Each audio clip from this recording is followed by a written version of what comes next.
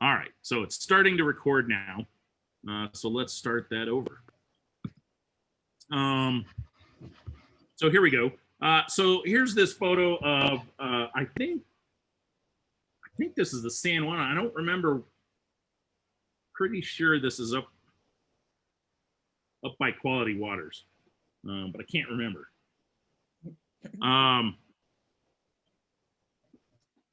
Anyway, that's not important. We'll pretend it's any river. It can be any river anywhere for that matter. But so this was, I just kind of like this. I like this bend that we have in the river here. I like this nice, well, I liked all this fall foliage. I liked how we were getting some contrasts of kind of blues and greens in there. And down in here as well. And this nice dark shadow that sort of defines this bank. You can see right here, it defines that shape. And that's what kind of attracted me to it. Now, when I sketched it, so I'll show you my sketch, I decided that, this was late enough in the fall where a lot of these trees had started losing their leaves. But in my world, and here you can see, I mean, this is a really simple sketch. It was just a way for me to, and apparently I smeared that and didn't realize it. This was just a way for me to sort of plan out that to organize that stuff. So,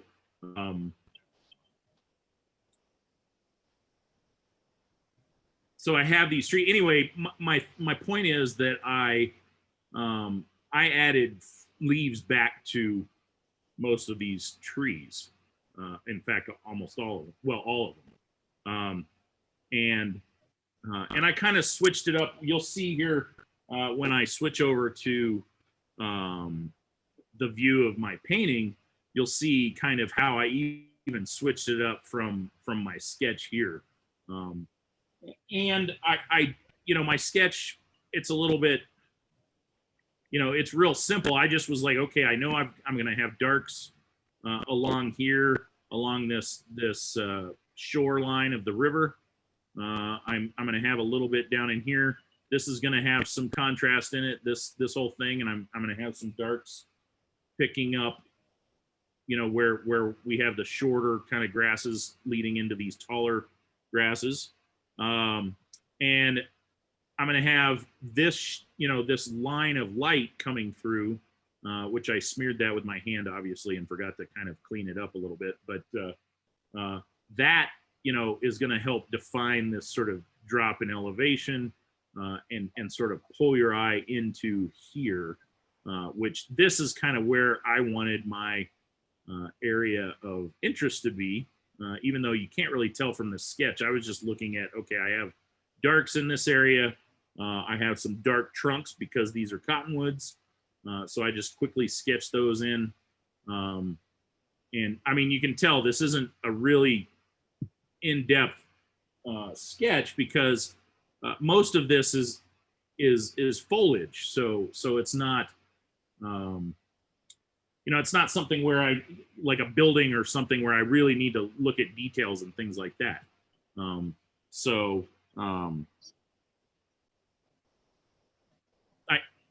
I do know, okay, so I'm going to switch, so stop share there, and then, so I'm going to switch back to, or I'm going to replace that with, there we go, with the painting so far, which right now, so I started off with a light, so, and some of this orange is secondary wash on top of here. But I did a wash of just the light, the yellows and oranges. I used lemon yellow. I used permanent yellow deep, and I used permanent yellow orange throughout this whole thing, coming all the way over into here, not counting this, but then, excuse me, I suddenly got 2 hiccups there. Even up into here, this was all yellow. There was quite a bit of yellow throughout this whole area. I did leave some of this darker stuff alone and didn't put a wash on all of it. And you'll be able to see that when you watch the YouTube video. And at first I had been attracted to that kind of little area that looked like a clearing right in here. And I've sort of lost that, which is fine.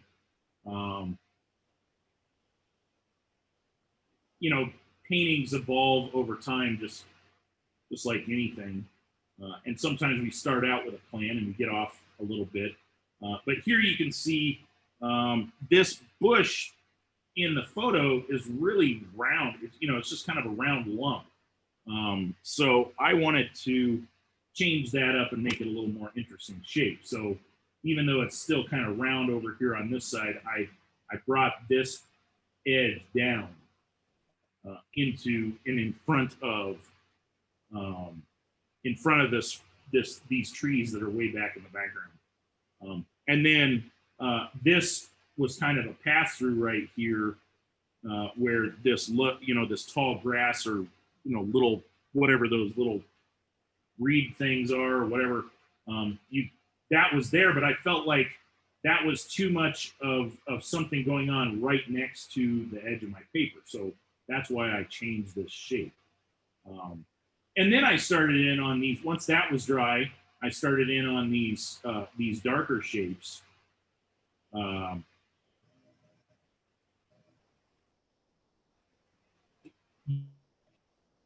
started out with lemon yellow for this guy here, just to get this kind of blue-green.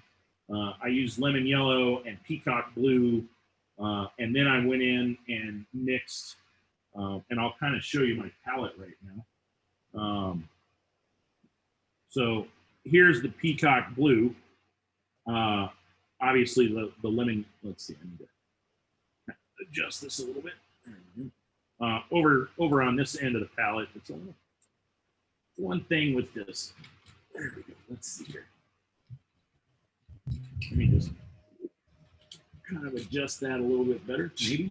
Maybe not. Nope, doesn't want to do that. There we go. I just had it too low. Ish. So, I have the lemon yellow here at the bottom of my palette. Smooth that up a little bit. And the palette's just a bit too big to pick up. Anyway, I was using the lemon yellow in that, but then I quickly switched over.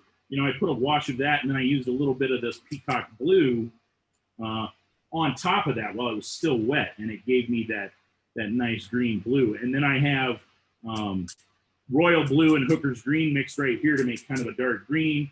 I have royal blue and quinacridone violet mixed right here to make a darker violet.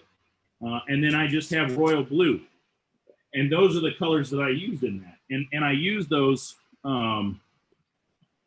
throughout these shadowy areas. Even though this is just a clump of taller shrubby, reeds, or it's not reeds, but it's whatever that stuff. I can't think of the name of that plant, but it's a whole slew of stuff. I kind of changed it more into a bush that might be more similar to what we've got going on here with this Russian olive. And then I added, I put in these shadows back here, and I made sure that I blended those in nicely. So there's a few little hard lines like here, but you can see most of that is blended up in there. And I came in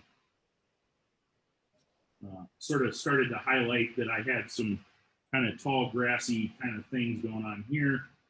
When I was doing this, I emphasized that this kind of tall grassy kind of thing going on here, I wanted to emphasize that. But as I got closer to the edge of my paper, I just decided that could just be kind of fuzzy, not as sharp, and not worry about that. Just mainly because I don't want that to be so interesting that people just go whoop and leave the painting. So anyway, that's that's where we are. Well, and then I went back in and I started adding darker reds and violets to some of these trees as well. So I guess I will get started on where we are now, from where we are now. Does anybody have any questions?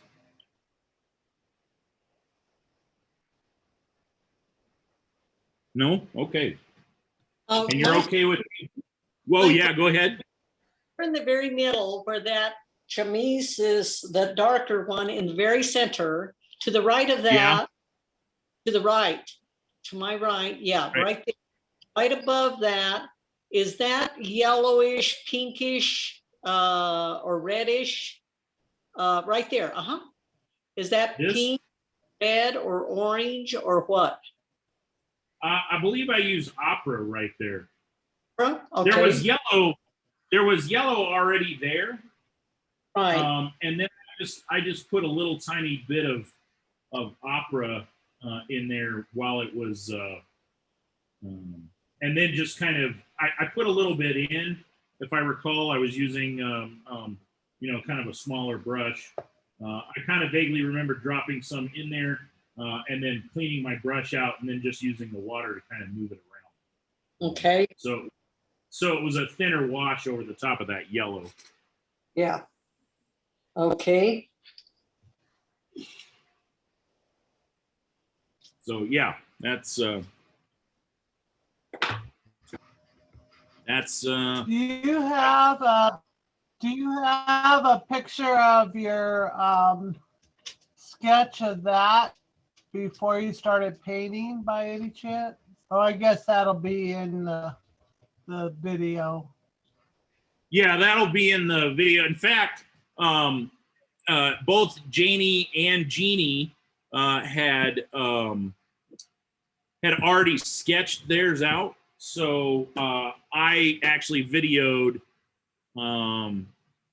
me sketching this as part of that. Does that make sense? So it goes from you get to see me actually drawing the drawing as well. Michael, she must have missed the class where we sketched it. Yeah. Becky was gone all last week, so she wasn't able to make. Or your email that had the sketch in it. Oh, you mean do you mean this one, Becky?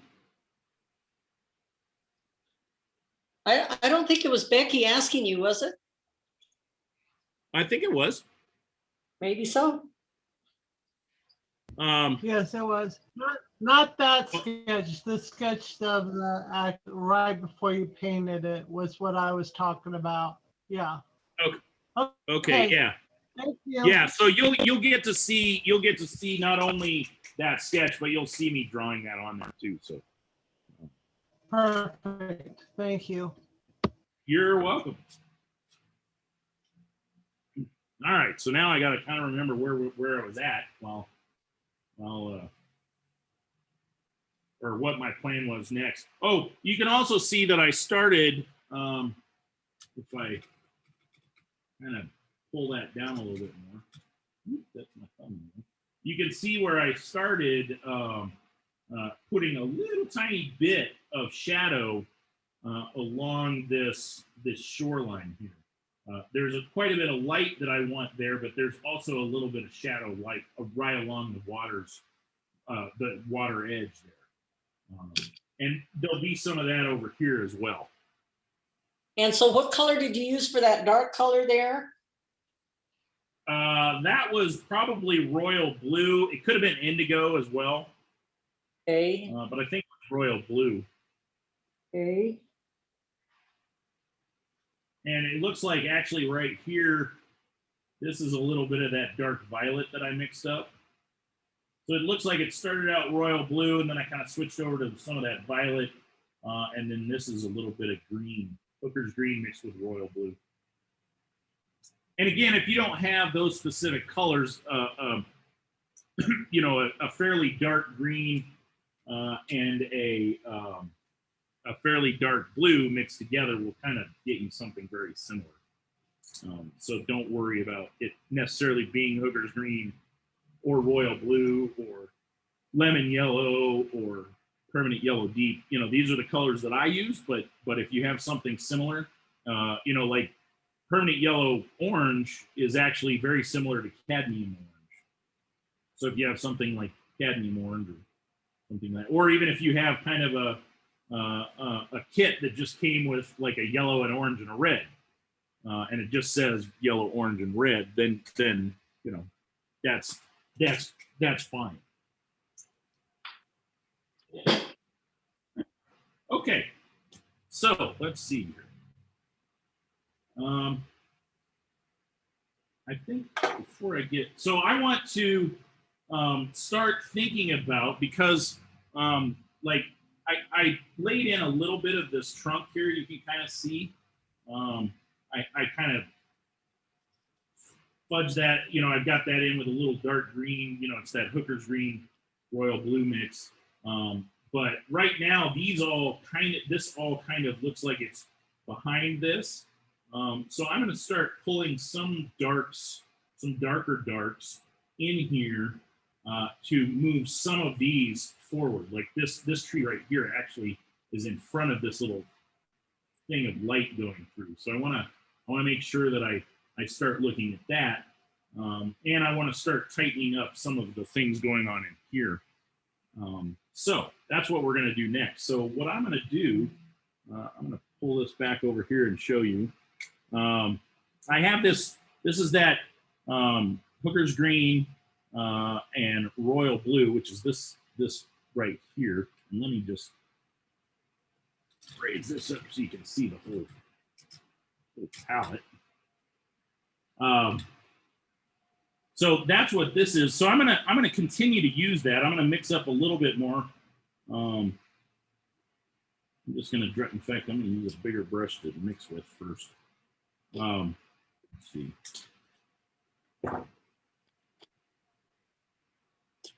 So I'm gonna grab some royal blue here and drop that in. And you can see that's already become a little more blue, which is fine. I don't mind that. But then I'm going to come over and grab some Hooker's green as well. Oops, maybe too much Hooker's green, but that's all right. Let's just grab some more royal blue. We'll get back into that. There we go.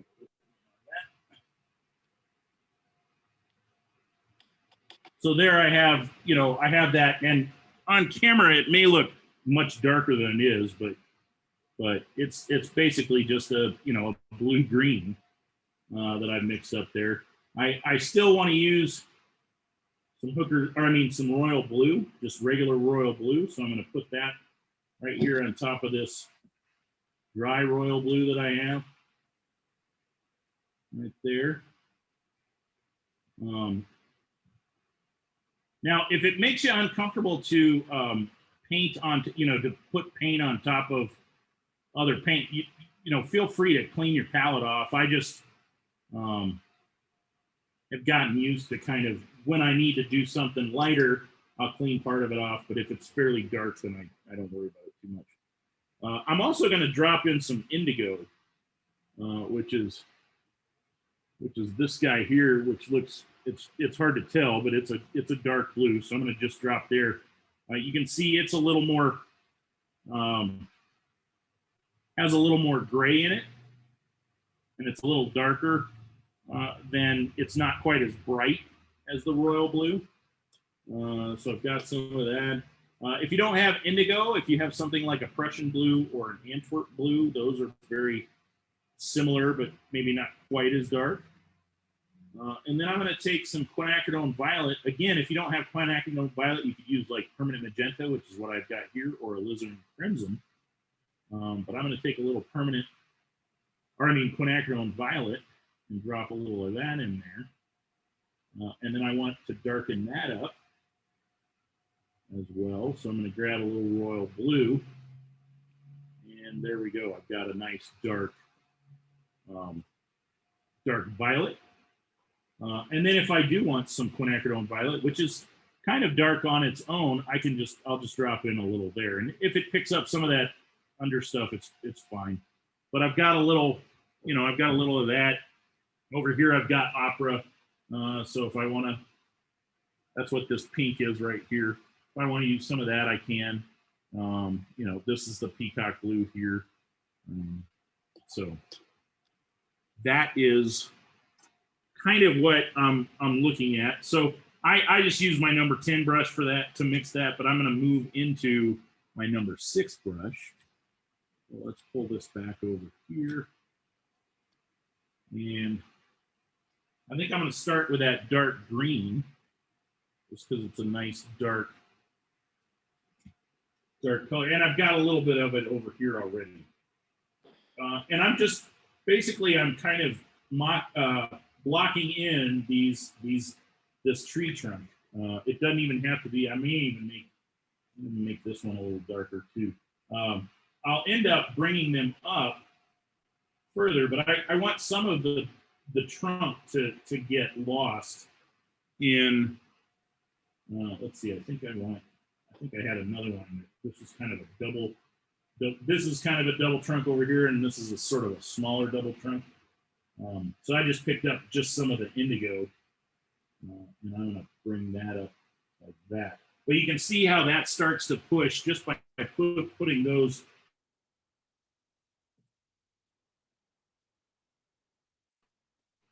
And I'm not going to worry too much in front of this light. It pushes that light back and pulls this part of the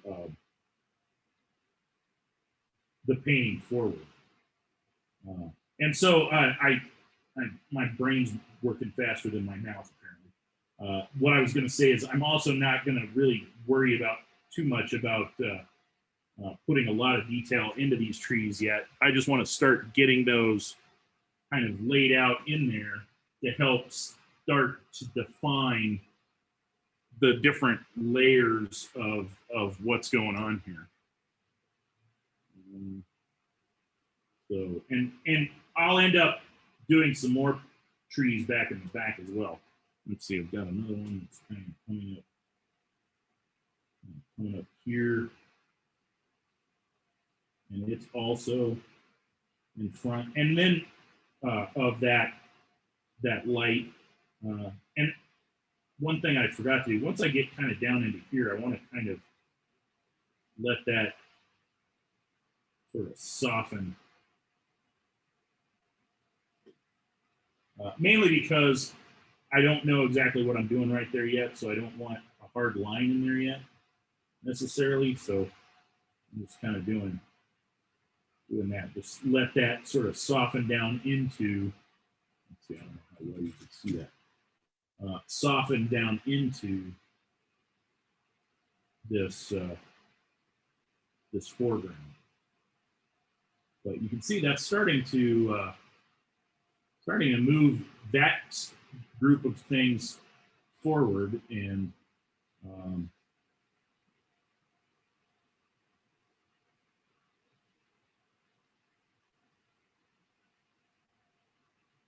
some of this I'll come back in and fiddle with, so it looks like these leaves are part of these trees. Let's see, I'm going to grab a little of the violet, I think, and use a little of that right in here, just to kind of help with that. And have some violet there. And then let's see, this tree, this tree I kind of had coming in at an angle, and then, oh yeah, then I had this kind of crookedy, kind of wonky branch that kind of came up like that.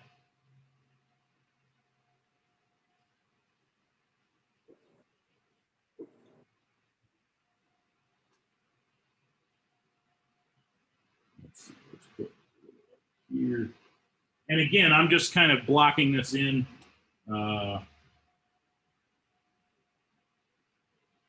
so that that I know what I'm.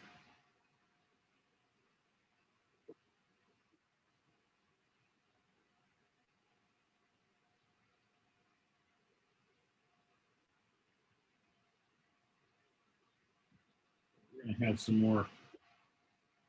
Just so I kind of know what I'm where the bottom of the tree is. It's really easy to figure out where the top of it is, but you also want to ground the tree. So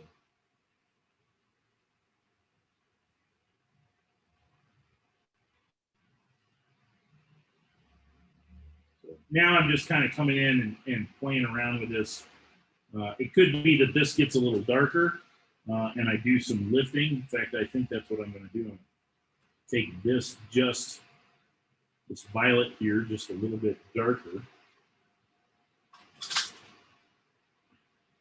So I picked up that violet mix that I made, and I just want to push that back just a bit more. In fact, I'm just going to engulf that thing.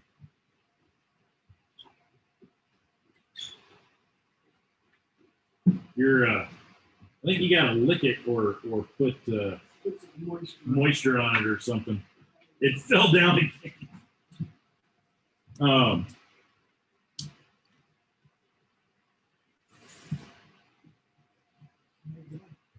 Good. Yeah. So you can see I kind of darkened that up a little bit, and it's starting to feel, it got a little light here. Wasn't quite the same value as this area. So I wanted to kind of get that similar value. And I actually want to take this back. And what we can do later is lift out some, we'll paint in some darker trunks, but we'll also lift out some lighter trunks out of some of this.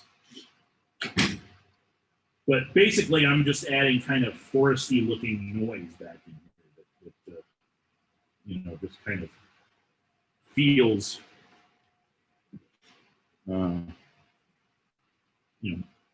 feels like tree trunks and trees.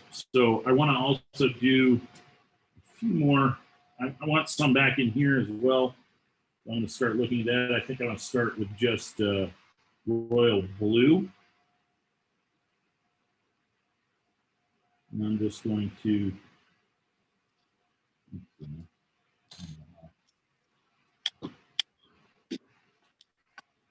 I didn't really sketch anything in here, so I'm just going to kind of make these up. Maybe that kind of comes up like that.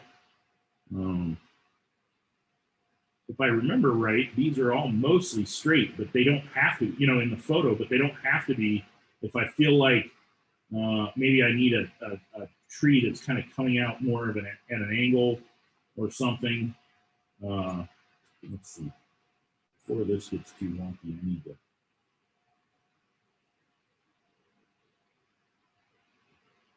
I need to kind of soften that up a bit more and add a little bit more dark right there. I just realized that I sort of left that going and didn't really do anything with it. Okay, so let's get some of these.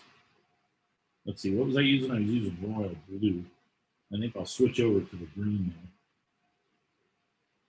Maybe there's a trunk coming up like that. Oops, I don't like that one. So here is a prime opportunity. So I don't like what I just did. It's still wet. I can just go in, get it really wet, and it's practically gone. So if you do something that you don't like I ended up pushing that brush down a little too hard and made that too thick. If you do something like that, you can still fix it, especially when it's freshly painted like that. But even much later. So let's see. I think I want a trunk that's kind of coming in kind of wonky at an angle here. I did that again. I pressed down too hard, but that's all right.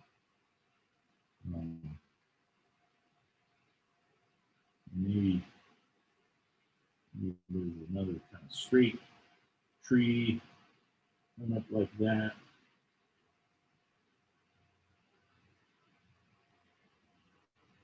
this branch will kind of lead us into, kind of continues that feel of pushing us over into this area. So that's why I felt like I wanted that there. And then there can be a whole slew of just really light tree trunks back in there that don't really go anywhere, but just add that, thicket, that foresty feel, like there's a whole slew of trees back in there.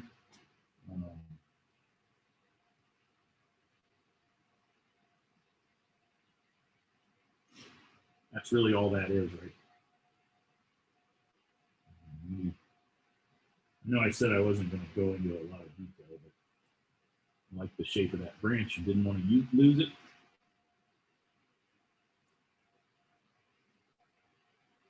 Yeah, so now I'm going to go back over here. That's dry. And I'm going to pull in some more of these branches like I've got here, I've got, or trunks.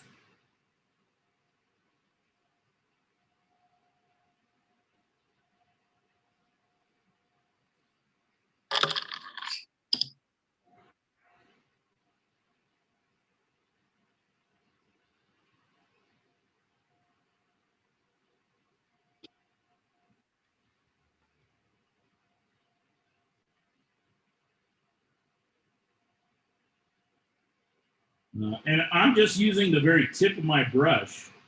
Every time I reload it, I'm down on the palette and I rotate my brush like that, and that gives me that nice point. Now this brush is a little old, so it's starting to get a little worn, so you can, if I can get it to focus, let's see here.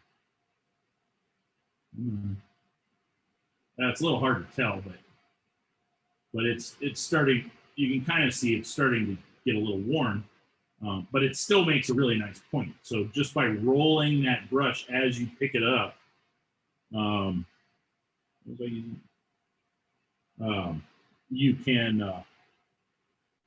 can get that nice point. Okay. So I think I was using indigo, and I kind of switched over now to the Hooker's Green Royal Blue mix, just to start adding a few more. That was weird.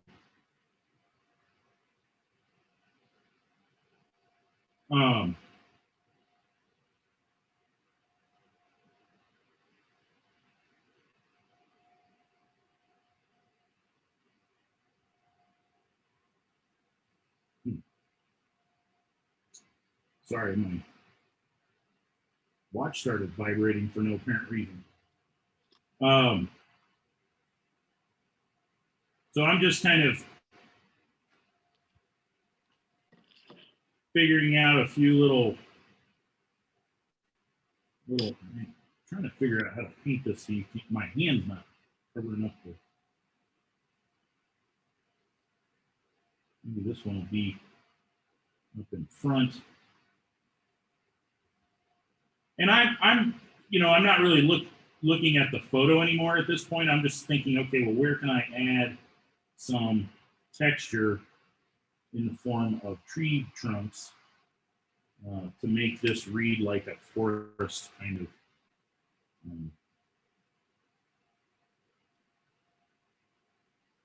thing. And also, like, so here, I'm just going to paint a little water on that. Let's see if you can. So on this guy right here, it's a little hard to tell, but I painted a little water and I let that sit for a second. And now I'm going to blot it, and I'm going to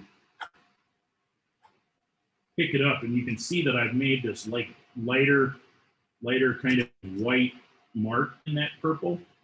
And I can now use that as the side, a little bit of light on the side of that trunk. And I can come down here with, oops, There we go. Come down on this side with a little, it makes it a thicker trunk that picks up a, if I have enough water. It made it a thicker trunk that's catching a little light somewhere, somehow. So we'll just kind of come up here, kind of branches off. So that's just a little thing where I just lifted some out. I can do that anywhere. You know, I want something to pick up a little light. Maybe this guy right here.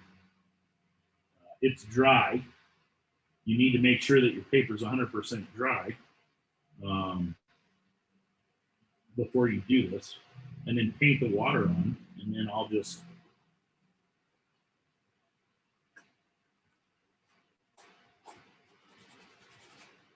and it's a little hard to see because it's so little, but you can see that right there, I've lifted a little light up, and I can come back in and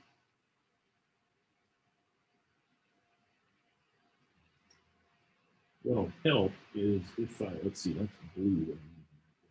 If I come in with just a medium wash of the blue, so I don't want it quite as dark as I laid it down. So I put some down and then now I've added water. But you can see that little hint of light on that trunk starts to show through. Over here, I can do the same thing where I did that one. I can put down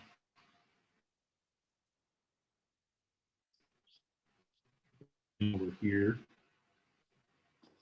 And that little hint of light starts to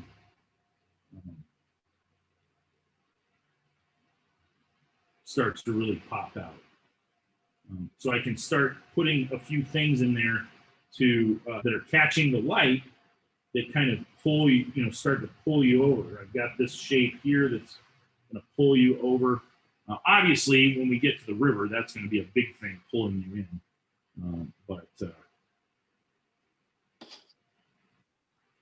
But that's where I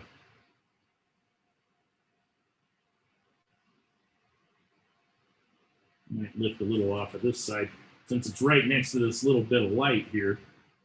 We'll make that side a little lighter.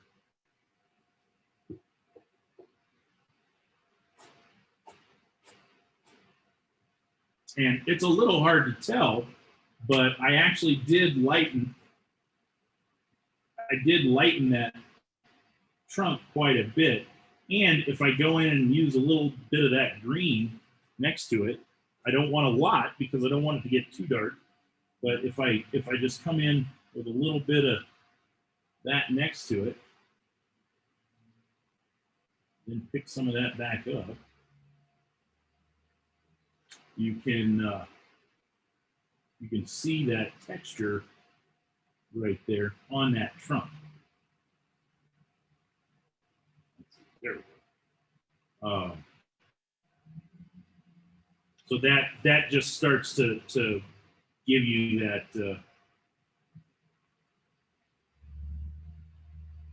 that little bit of it gives the trunk a little bit of volume. It gives it a little bit of where it's catching some light. Maybe this one, maybe this guy here is catching a little bit. It's a pretty big tree. And again, I just put a little bit of water, just a thin a thin line of water along that. We'll blot that back up. And you can see I've lifted a little bit right there. So, yeah, all right. Let's see. I want to deal with some of this stuff down in here now, adding a little bit more texture. Oh, you can't see what I'm doing because I got this too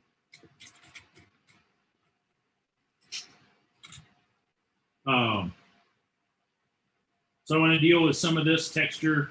I don't want too much going on right here, but I do need some darks that are going to lead you into, this is too bright, which kind of or runs counter to what I'm trying to get, which is everybody going this way, having this little pop of light, which is there and is needed, but having too much is going to attract people away from that, from here where I want them to go. Okay, so let's see. I'm going to do stuff similar to what I've done here. And I'm going to start with, I think I'm going to start actually with, I'll bring this over here. This is permanent red. So that's what that is. That's permanent red that I've got right there. And I think I'm going to start with a little bit of that. I've got a little permanent red. I can use a little opera. I'll get this red wet again. It's a little opera goes a long way. Maybe just a bit more of it there. There we go. And I may even, I'll probably use some of this permanent yellow orange, which again is like cadmium orange. This could be, the permanent red is very similar to cadmium red. Cadmium red is a little,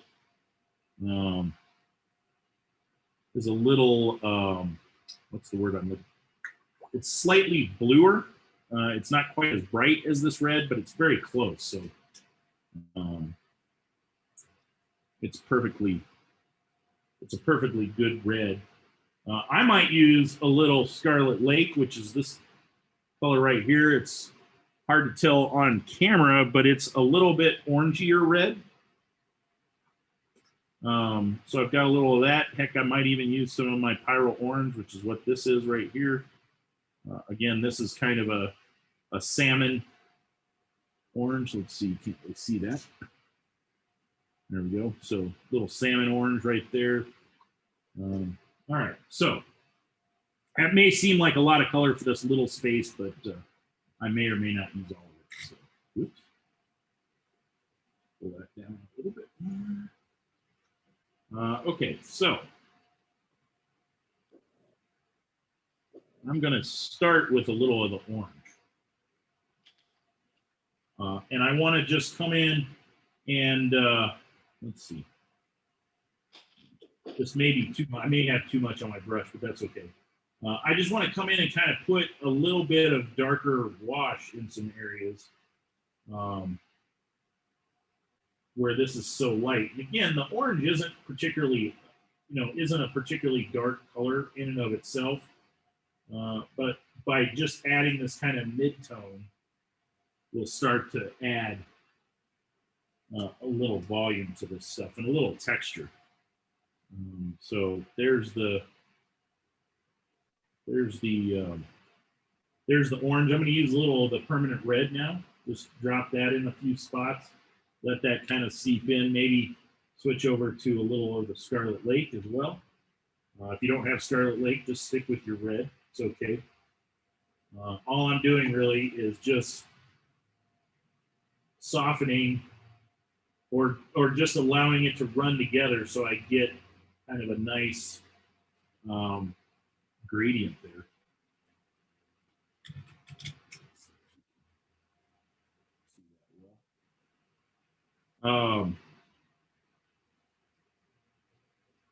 Let's see, I think I'm going to go back to the orange here, just to put a little bit more of that in there. And really, I'm just using little kind of tick marks to add texture to this. Let's see, let's go to the Scarlet Lake. Use a little of that down in here. Again, red would be, regular, just a regular red would be fine. That. I don't know that I'm going to use a little of any of the opera. I think I'm just going to stick with this color. Now I want this to dry just a second. I don't want it to be perfectly dry. All I'm really going to do here is just pick up some of that excess water so it dries a little faster. And then I'm going to move into a little alizarin crimson.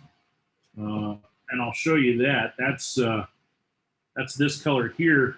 that it's kind of got a, oops, let's go, there you go. It's basically a kind of pink red. You know, in the palette, it looks a little dark, but you can see here, it's kind of, you know, it's kind of a nice,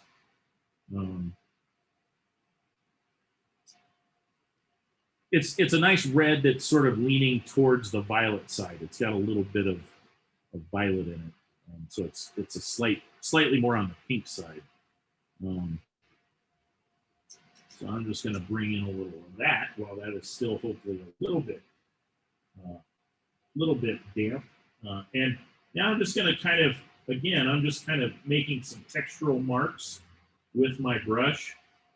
I'm not, you know, they're just kind of little tick marks. We'll add a little bit in there, maybe. Some of this, where it's dry, it'll be a little bit less fuzzy over here on this side, whereas over here I want it pretty fuzzy. And then I'm going to move to just some permanent magenta, which again, that's this color right here that I have, permanent magenta. And you can see it's just a slightly more violet, violet.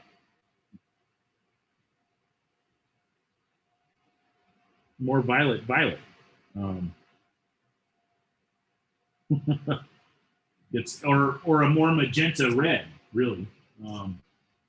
Thus the name permanent magenta. So I'm just going to bring in a little of that in some spots. Again, not a lot of detail. I'm not too concerned with I'm just building up color and texture here. So I'm going to add a little water. I put that in, you know, with the point of the brush, and now I'm coming in with the side of the brush and dropping in some water to kind of soften that.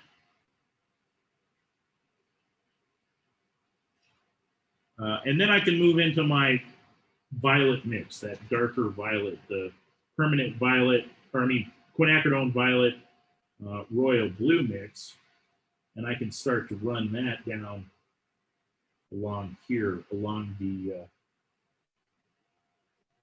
bank of the river.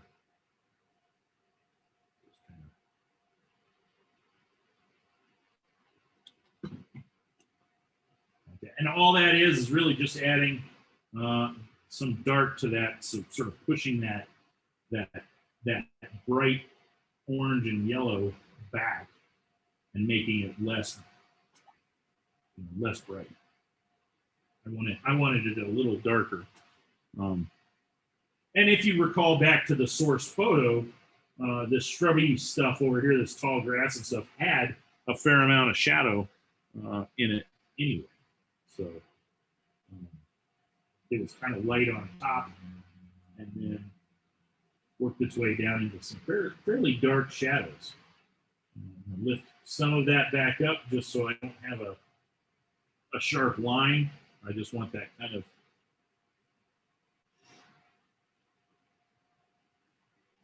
but you can see there's not a whole lot of detail. Again, we're just kind of working really loose still. We haven't really tightened up much except for maybe this thing that I started last week. This is because this is kind of my area of interest right here. This is going to be fairly sharp, but you can see as it moves out here, it starts to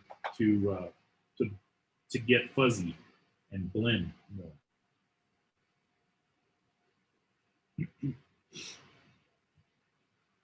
All right. And the great thing about working in watercolor, I mean, you can get as detailed as you want, but I kind of like a more impressionistic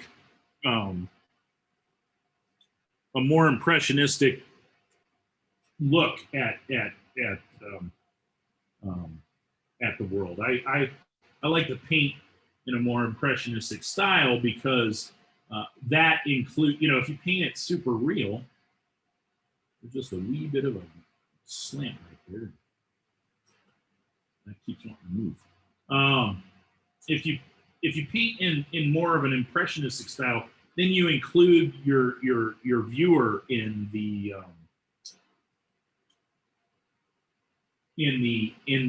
process, because they get to start telling part of that story. You know, you may not paint every single tree trunk that's in there, but they can infer that there's a whole slew of trees up against the, you know, that's like a whole bosque kind of area.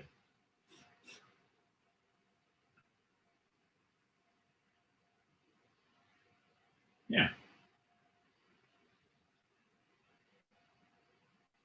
I do feel like this needs to be a little less sharp of a line. I've got this, I'm just going to knock that white that's still there back a little bit. I don't mind the paper peeking through there, but I do want that to kind of be a softer transition as we get closer to the edge of the paper.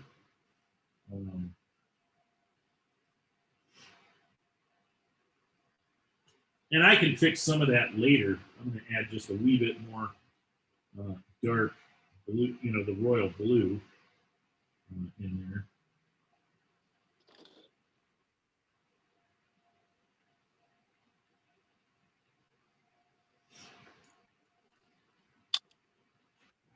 Yeah. Any questions so far? Everybody doing all right?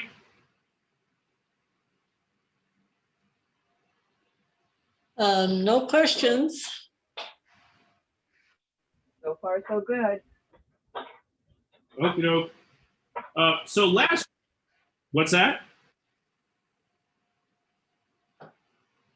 So last week I got this this bush right here a little too dark, and you can see where I lifted some of that back out. I want to do a little bit of textural stuff here as well. I want to add a little texture to that by lifting some. It's, you know, it's not super dark. I do need to wait till, let me make sure that this is dry over here.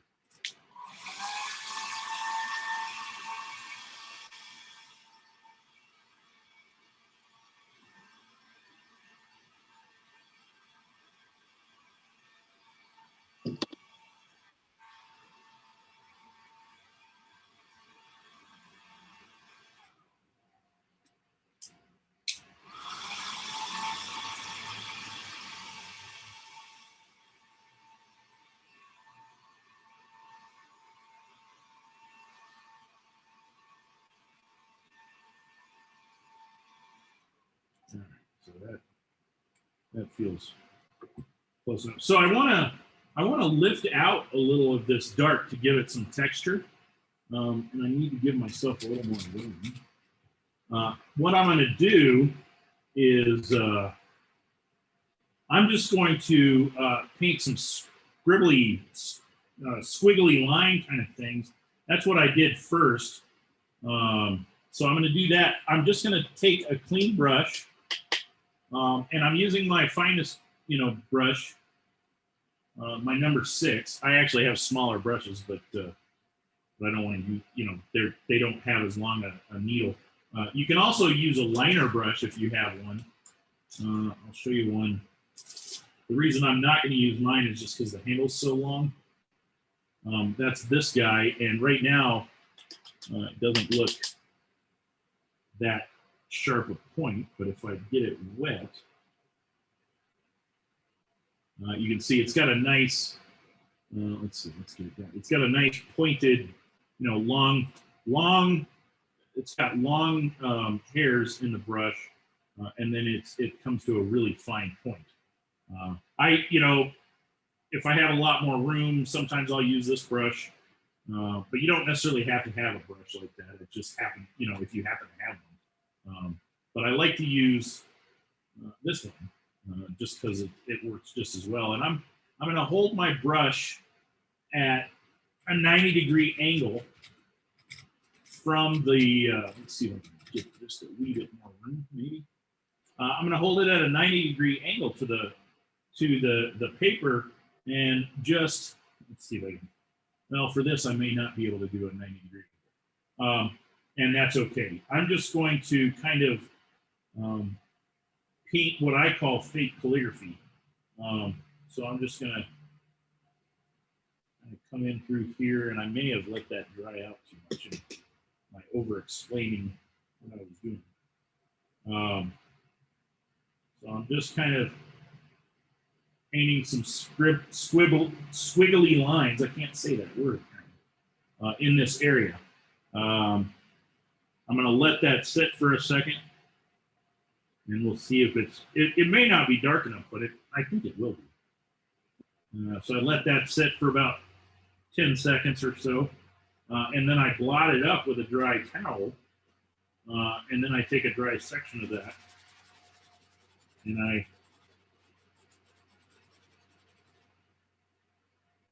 it's a little hard to tell, but you can see some texture starting to show up. I let that dry a little too long over here, so I'll do that again. This time I'm just going to kind of, and sometimes it turns out a little too big, and I'll go back in and add more color. But this is how you build up that texture, how you can get that texture.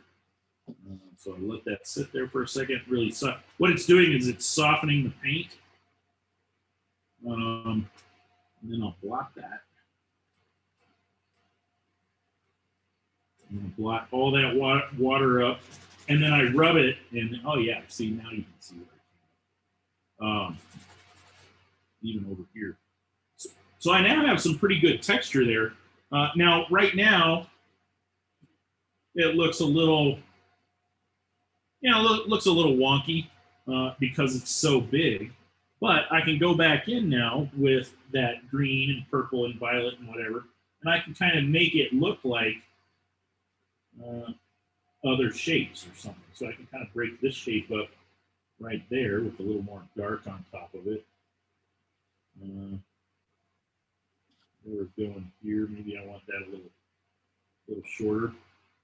I can move into some of that darker blue that's starting to happen here. And I can add a little bit of texture to that. And then soften this down here as we get closer to the. But you can see now that I've built up that and just added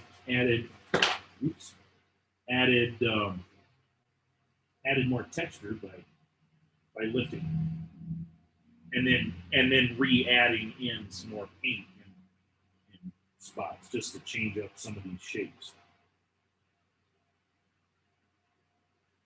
And the cool thing is, if I add too much back in, I can lift it back out again. Maybe I'll come in. This was opera right here, but maybe I'll emphasize. So, but what I'm using right now is that permanent magenta, and then I'll move into some of the darker violet that I mixed up earlier. And all this is just adding texture that kind of somewhat looks like grass.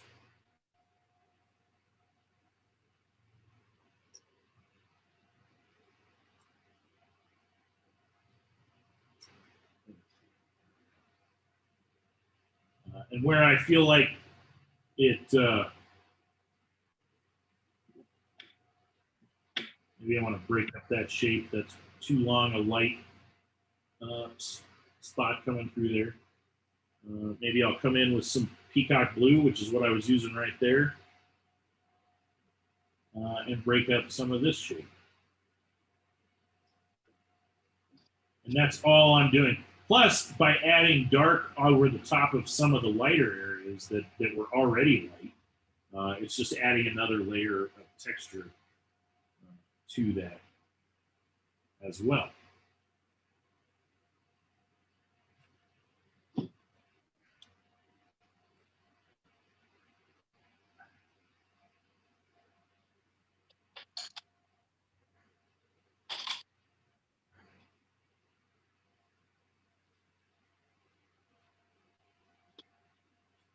me see. I looked that up. You can kind of see. Just, I mean, when you really look at it, it doesn't look like much of anything. But when you kind of step back, oh, it looks like textured grasses and stuff like that. I just noticed that I dropped a little bit of water right here at some point, and it's dried. And I don't particularly care for that shape that it made. It's just like a drop of water that probably had some glue in it. So I'm just going to soften that and lift that back out. I don't know when that happened. That could have happened last week, and I just didn't catch it until just now. Or it could have happened earlier tonight. But you can, that was perfectly dry, and you can see I just lifted that whole little spot out. It's no longer there. And you may think, well, why aren't you worried about these spots here? And then you can see one here, and there's a few spread out through the sky area. Well, once we paint in the sky and the river and stuff, we're not gonna, those little spots won't be so noticeable. But that one was right on top of that. It was a little blue or green or something right on top of that yellow. And it was almost a perfect circle, so I wanted to get rid of that. Yeah, so this is starting to kind of come together. I want to add a little more. You can see I've got these kind of rustier red colors over here. I've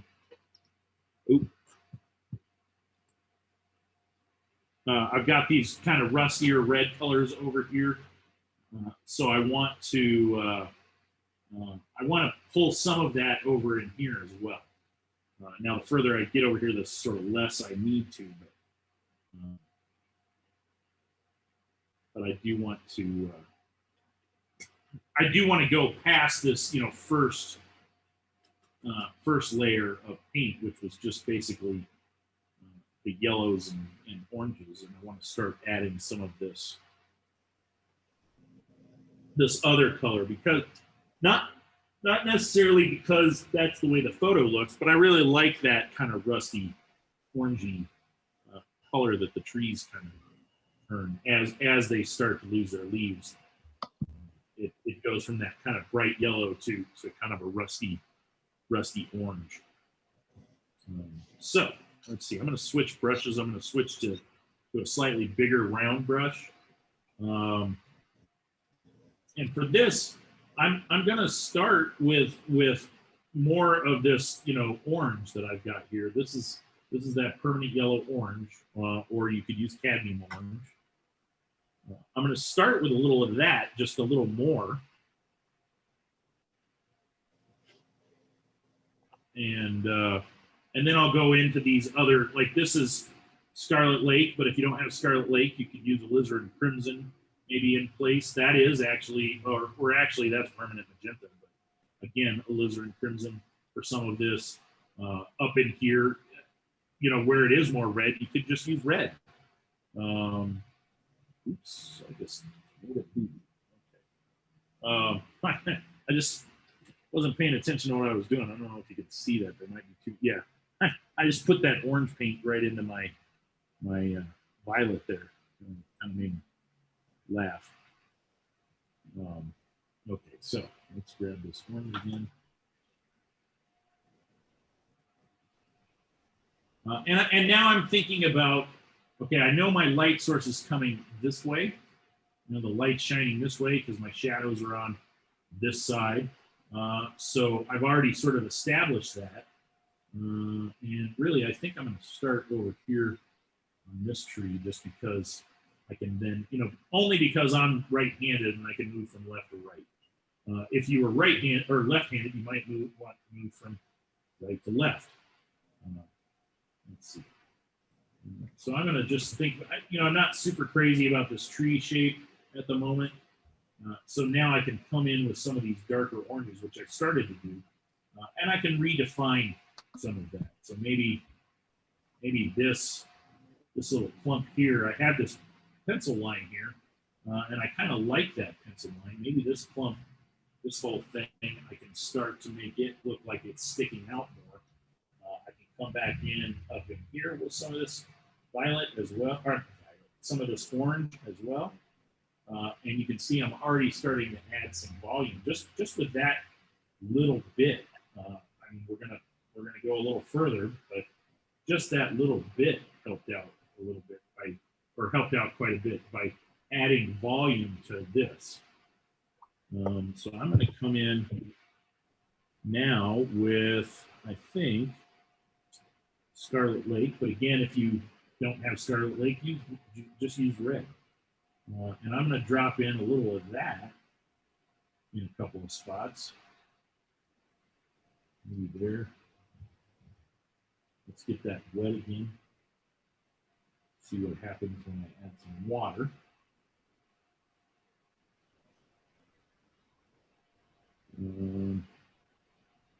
When that dries, I may come in and add a little more dark in there. Let's see. Let's come back in. Maybe up here I'll just use regular red.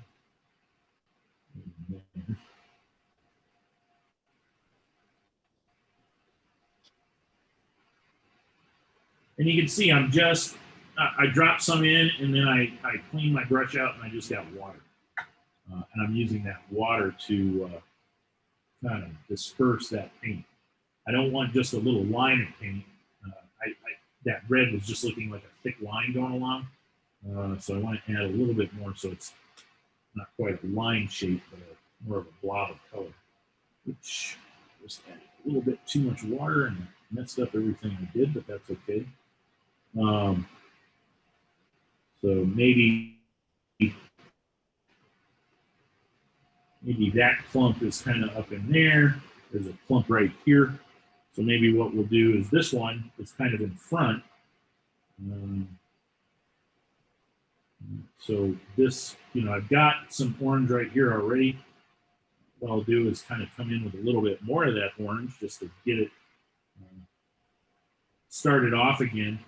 And it's okay that I'll probably have a few spots where I'll have some sharp lines, but if I come back in and just add water to a couple of spots there, let's see if I can get this a little bit better for you to see. Let's see, I'm going to soften that line there. Pull that up. Kind of a weird shape.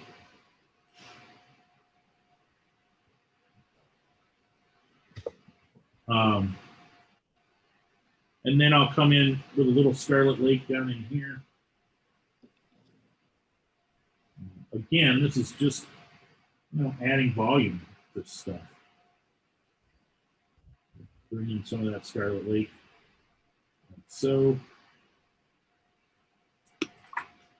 When we're back in the classroom, I'll show you guys the spray bottle technique.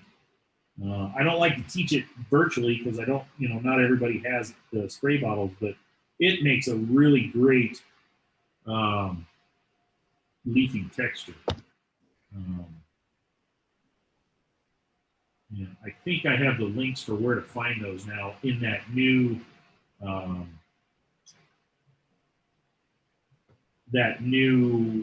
supply list. So if you want to buy some, they're available from a couple of places. It's all online though. You can't find them at Hobby Lobby or Cheap Joe's doesn't sell the right ones anymore.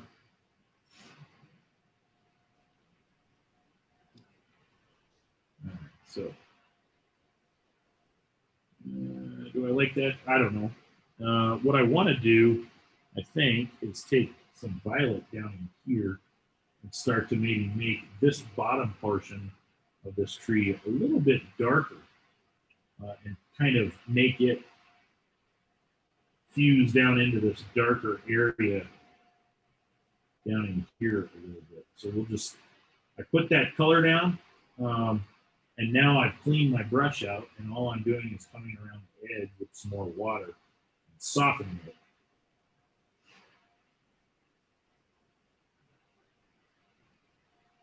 Put some, and this is permanent magenta that I'm using.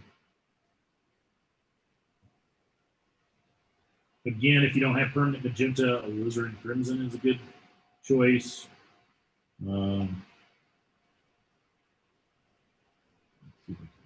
rid of that glare. There we go.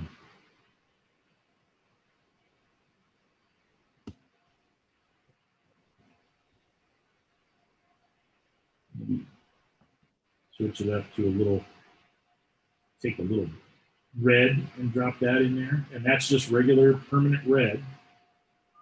There we go. Drop a little of that. That just helps brighten that up just a skosh. I don't want it too bright, but. And I'm not going to be too worried about how this tree looks. I mean, right now this tree looks a little weird. I think that this is too sharp of an edge. Maybe just having a little bit of an edge there is fine, but I want to kind of soften that edge a bit. I still kind of want that volume, but I don't want to necessarily have that sharp of an edge. All right, that's a little better. So I want to start moving over in this area as well. So again, I'm going to start with just the orange, the permanent yellow deep, excuse me, the permanent yellow orange, or you know, if you want to use cadmium orange or just whatever orange you have.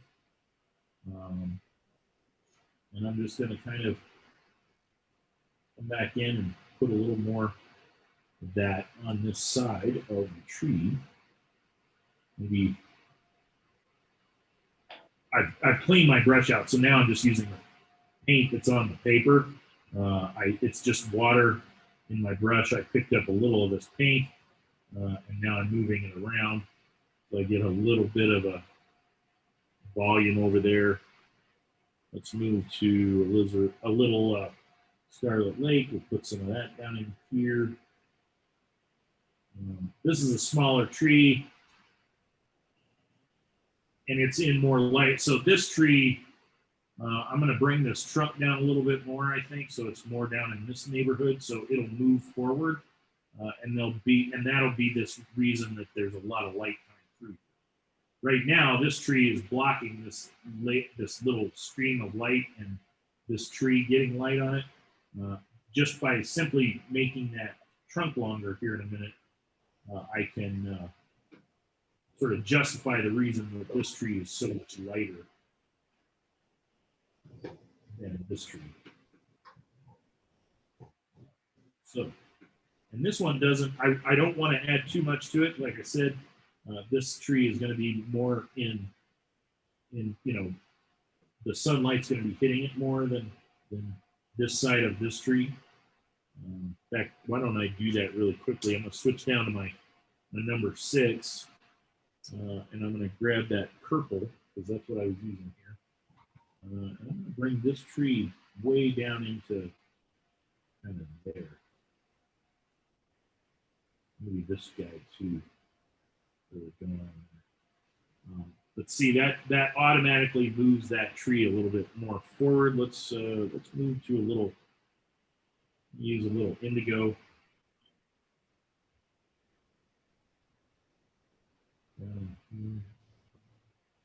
Just to kind of soften.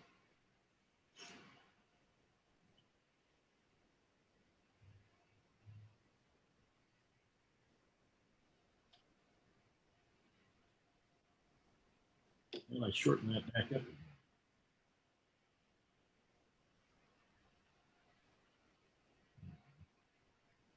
Let's pull that on all the way, almost down into there. And the fact that it's kind of blurry, you know, kind of wonky, doesn't bother me because, you know, it's a tree trunk. Let's get that to blend a little bit better. From that blue to that purple.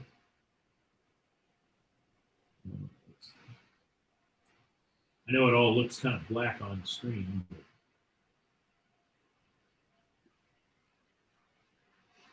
yeah. I don't think the perfect studio lighting exists. At least not within my means.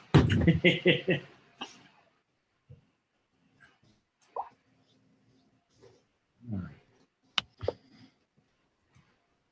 Yeah, oops.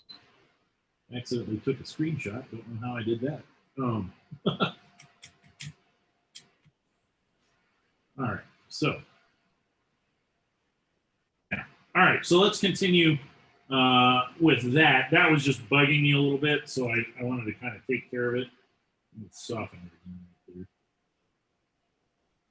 All right. Back to my number 8 brush.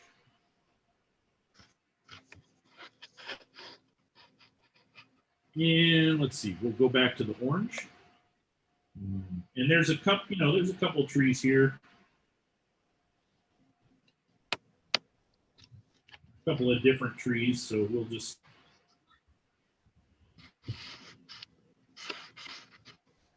cool thing is we don't really have to define them necessarily, but I want to kind of get them to read as multiple trees. So here I'm just adding, that was the orange, and now I'm just adding a little red down in here, just to show that there's a little bit of leaf action happening down in here. It's part of this tree here.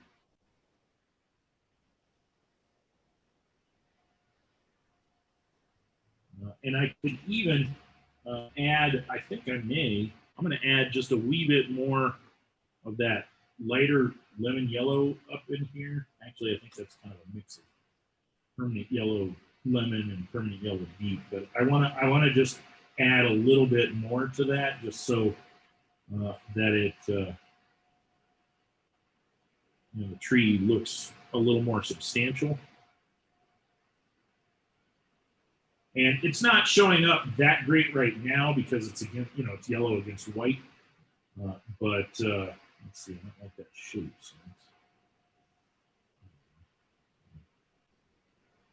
But once we put in a sky, it'll look a little more like what we want it to. I don't like this shape of this orange that happened on mine, so I'm just going to lift a little bit of that edge up and soften that up into that lemon yellow, lemon yellow, whatever. It was a little bit of lemon yellow and a little bit of permanent yellow deep. But then we'll come in with a little more permanent yellow deep, kind of in a couple of spots. Yeah, that's all right. And then maybe a little of the permanent magenta. Just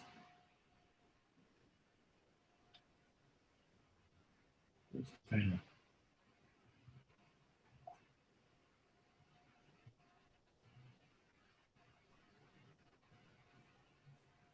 So maybe even a little, I feel like I need a little Scarlet Lake in here. Again, if you don't have Scarlet Lake, just red is fine, the permanent red or whatever red you have. And same with the quinac or the permanent magenta. If you don't have anything like that, use alizarin crimson.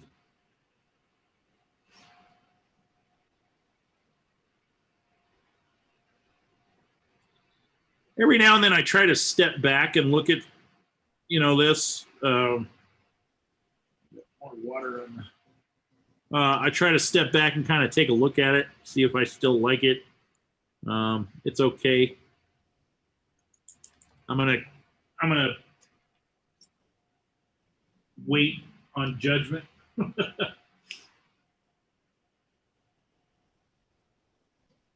Let's see. So I want a little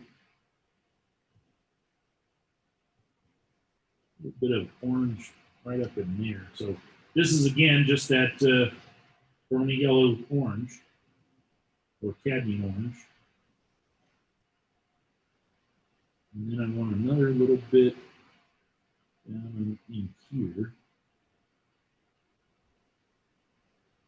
And then this one, I'm just going to grab a little Scarlet Lake and just put a little bit. I don't want too much.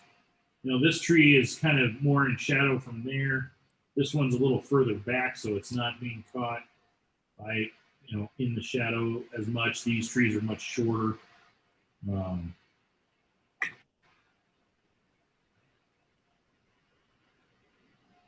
So they're not casting a shadow on this. It's basically casting a shadow on itself. Let me grab a little. Here I'm going to use a little alizarin crimson just right in there.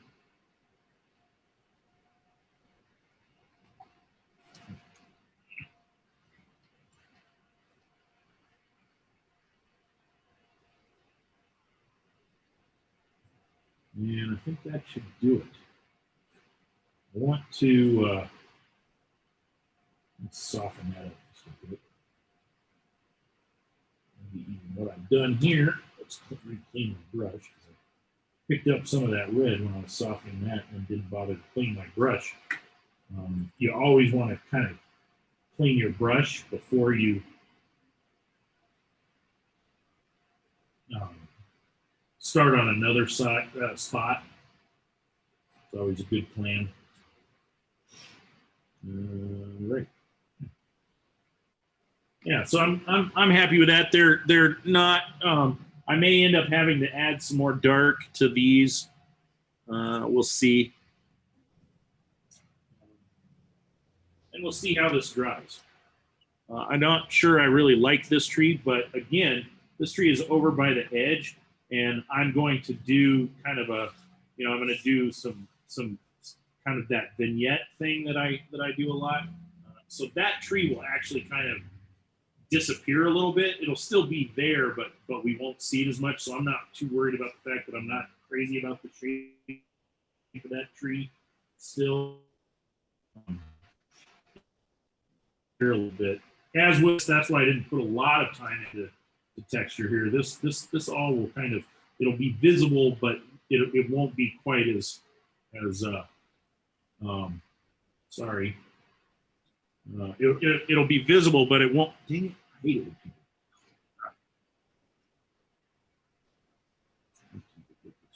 There we go. It'll be visible, but it won't be quite as sharp. So I'll show you that here when we get to that point. Okay, let's see. So I kind of want to step back, take a look at it again. I'm pretty good with that.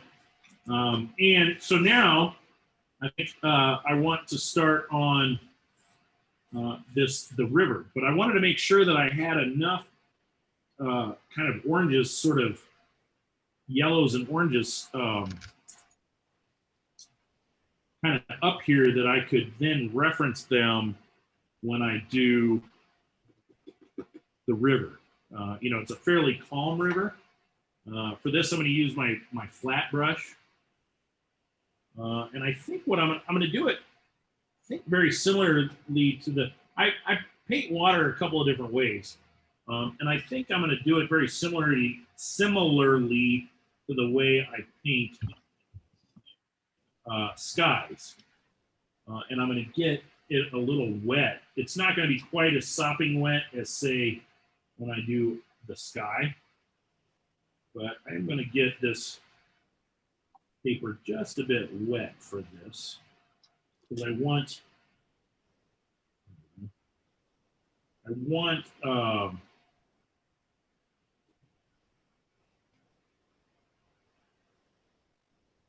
a little bit of that color to run, that initial color to run. So I'm going to start with a little peacock blue. That's a good, that's a good light sky blue, which, you know, the water really is just reflecting the sky blue. And I'm just going to put in a little of that and some spots just along kind of the edges here. And then down in this area. And I'm not too worried about it being pure peacock blue. I picked up a little green from something there, and that's okay. Let's see. We'll put in a little more peacock blue down in here. And this is just my initial wash. So don't panic. You know, this if you're nervous about doing water. I mean, I get nervous about it as well, but don't panic, especially if it's not looking much like anything yet. That is okay. So I've got the let's see if I can figure out. Trying to get rid of that glare. I don't know that I can. Maybe there. Not well lit, but the glare's gone. Okay. So this is still really wet. I'm not going to use the toilet paper or Kleenex or anything for this. Okay, so now I want to start dropping in a little bit of the yellows. I'm not going to use lemon yellow, even though that's in there. I'm going to start with permanent yellow deep, which is that kind of medium yellow orange. And I'm just going to drop in a little bit of that in a few spots. And you're probably thinking, well, yeah, but isn't it dark up in there? Yes, it is, but we're also going to get a little bit of reflection. Drop a little of that. I'm going to move now into more of the orange as well.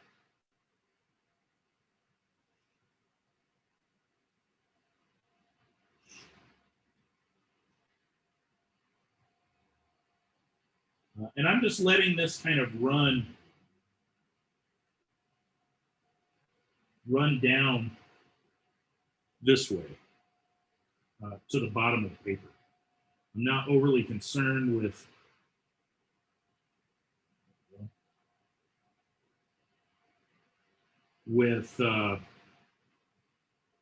how it looks at the moment. I mean, you know, it doesn't really look like much of anything. I'm going to switch back to the permanent yellow deep. Maybe put a little along in there.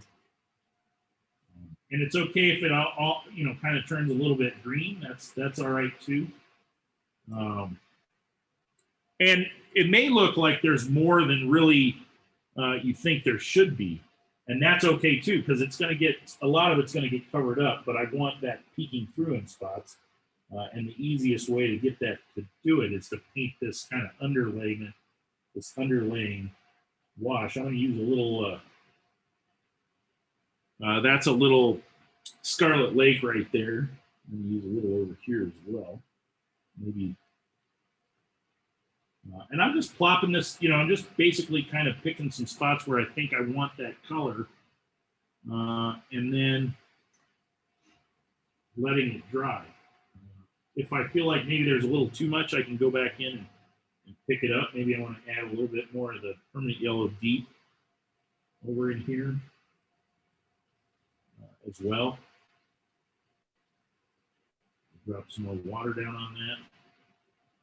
I can see that I'm starting to get quite a bead of water along here, and I don't want that, as this dries, I don't want that going back up into, it'll get sucked back up into my into the painting. So I'm just going to go along. I'm going to go in with a thirsty brush. Basically, I just squeezed all the water out of my brush, and I can go along there and pick up that excess water. Again, just squeezed it out, so it's still damp, but not sopping wet. You know, water's not dripping out of it. Yeah, so that's all right. Yeah, and right now I know it looks a little wonky because you're thinking, well, that's just too much orange. But some of that will get covered up and lifted, and you know, some different things will happen. So.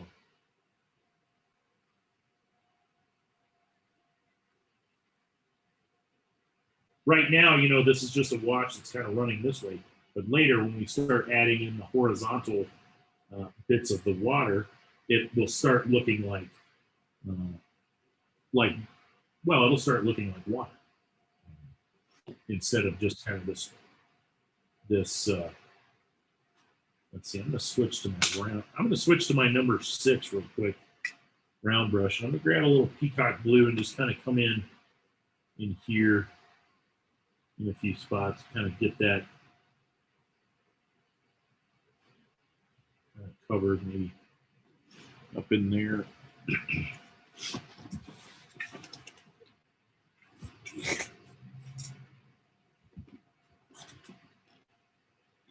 Yeah.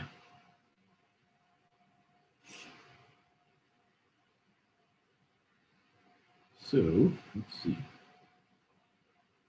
I've still got a fair amount of water here. I don't want that. What'll happen is, as this dries, it'll take this puddle and it'll suck that, you know, through capillary action, it'll suck back up through the water, and it'll dry, forming weird blossoms. And while we like blossoms, maybe in stuff like trees and grass and stuff like that, you know, this kind of area, not necessarily in water, and not necessarily right next to the edge of your paper, no matter what. Let's see. A little peacock blue. I'm going to come back up in here and soften that line. Some of that will get real dark. Right in there, there'll be quite a bit of a shadow. Let's see. I'm going to add a little, I'm going to break up that shape just a bit with a little of the peacock blue.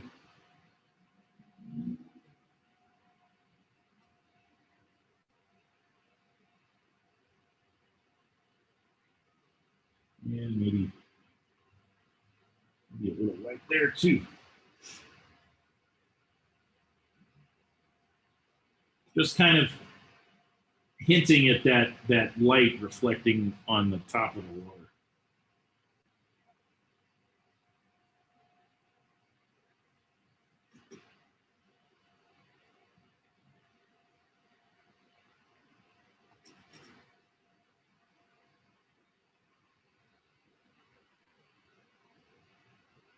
Like, I don't mind, like here, having blossoms up in this area is not so bad.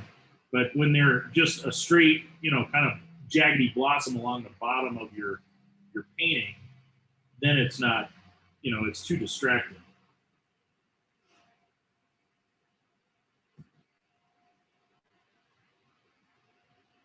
Just soften that up a bit. There'll be a little bit of purple and whatnot, you know, and reddish shadows going in there too. So let me dry this. And while it looks kind of dark at the moment, it's not really. It'll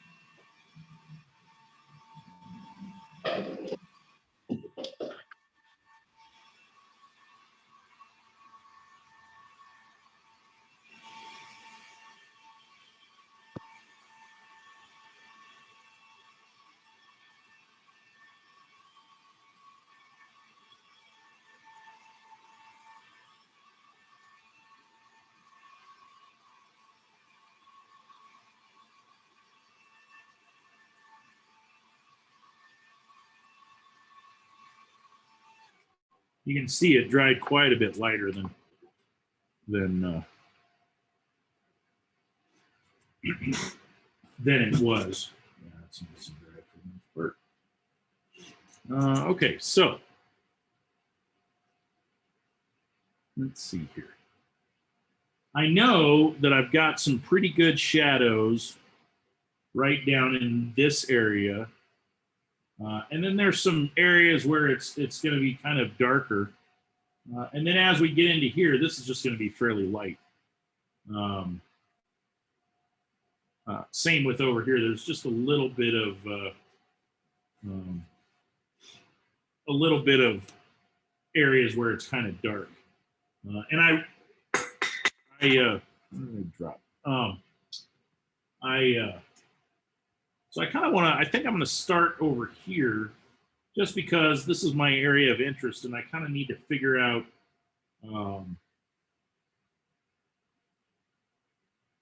how I want to do these little areas where it's a little darker.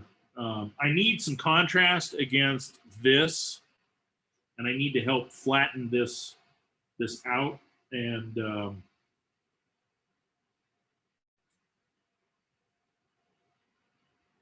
let's see. So I want to, I think I'm going to use a little violet, that dark violet mix at first. And I'm just going to kind of come in here with kind of a horizontal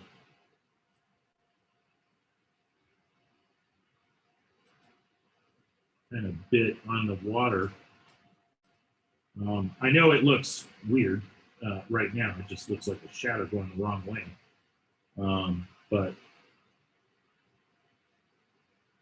just a bit, I need this contrast over here. And then what I'm going to do is kind of, as I get down into this, let's see here. As I get kind of down into this shoreline right here, I want to make it look like maybe there's a little grass and stuff going on. So I've got that violet. I'm going to now switch over to maybe some indigo. Just put in a little of that, and then really just come in and soften that little bit of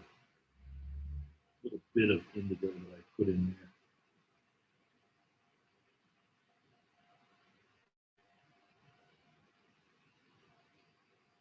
There we go.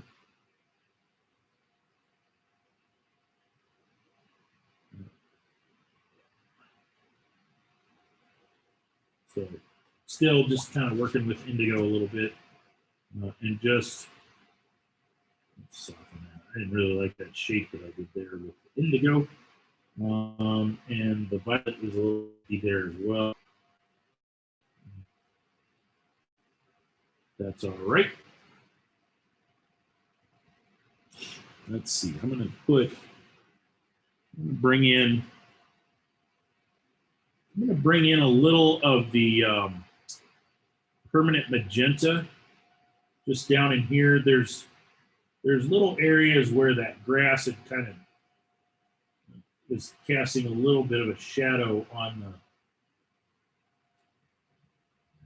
and a little bit of a reflection. So I'm just going to come in and do that first. So all this is just a little texture of the grass with permanent magenta. Alizarin crimson would work fine.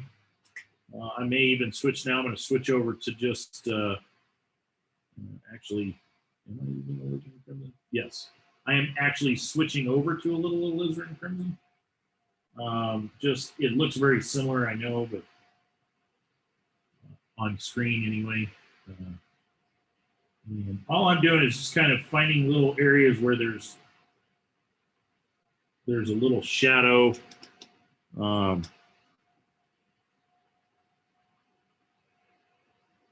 little texture.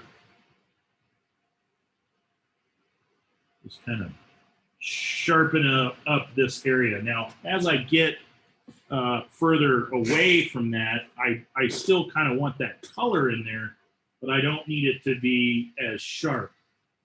So let's see.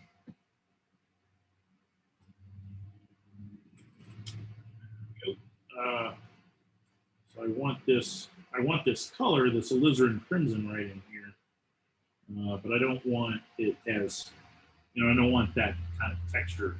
I want more of a soft wash.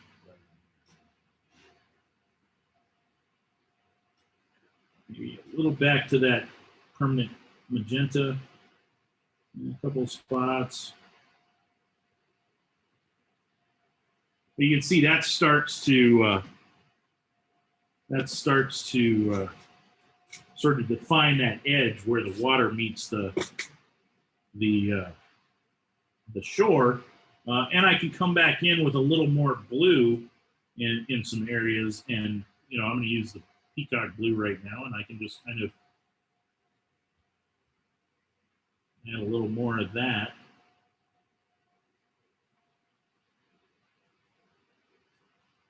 Like that.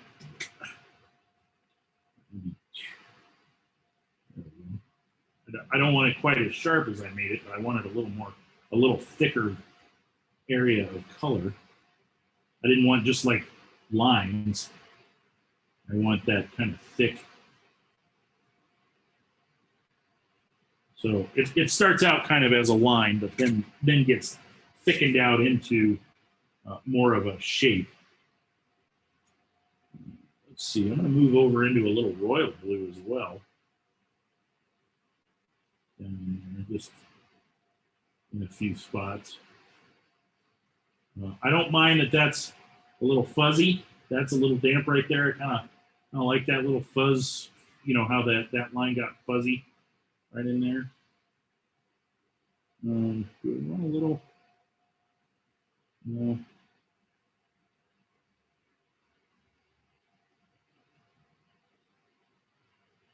Just kind of chewing up that top so it looks a little grassy like.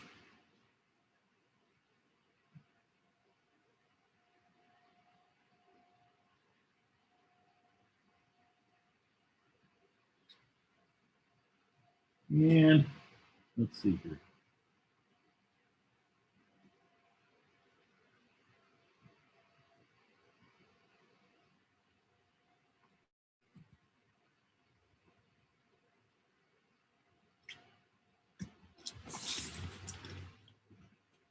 Huh. It's raining and I left my windows cracked. I was like, what's that noise? You guys probably can't hear it, but okay, so where was I? I had a little royal blue, is that what I was doing? Yeah. I want to kind of come in here a little bit with that as well.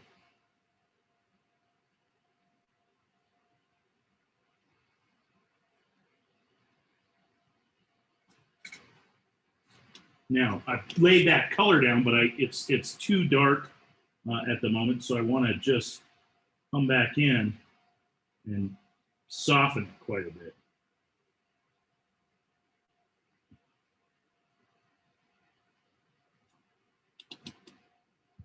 And you can see, that color showing through, where had I not put that in, adding a little orange here and then getting it to flow into, or violet or whatever I was using, Scarlet Lake, not violet. You can see where I would have had trouble putting that in through, if I had waited. So I started with those lighter colors and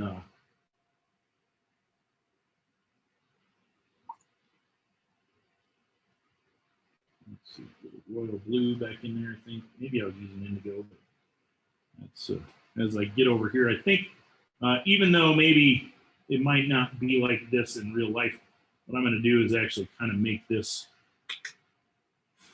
corner of the painting a little darker, just because it's close to the edge of the painting, and I don't want too much light right there. It'll end up getting some of that vignette treatment as well that goes around there. But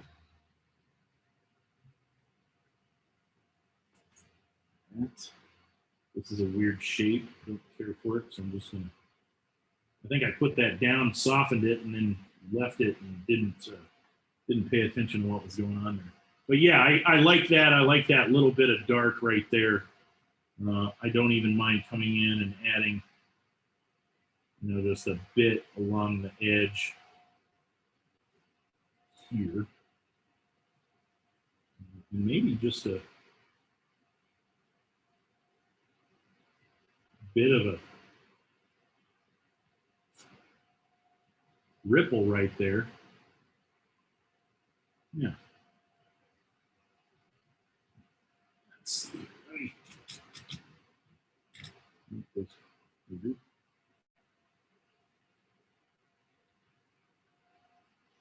So that's starting to feel a little bit like water.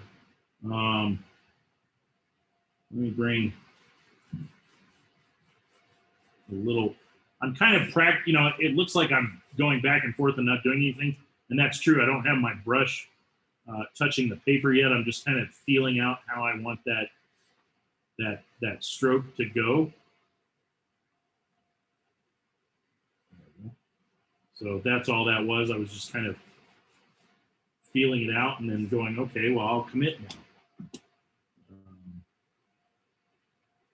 I don't care for that bit. I do like it right there, but not there. So we'll just soften that back up. Make it look like I meant to do that.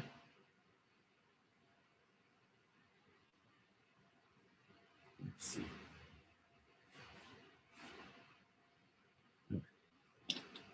So that's, yeah, that's not too shabby. I'm okay with that.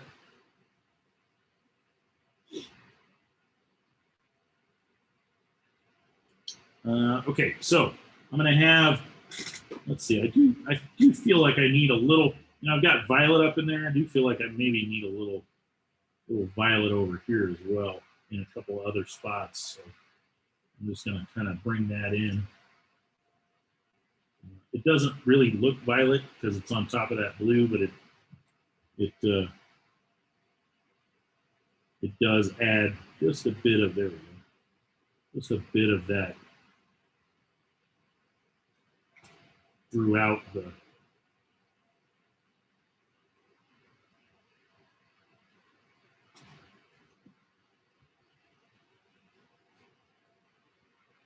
gives it some continuity is what I'm trying to say by by bringing some of that violet down into here.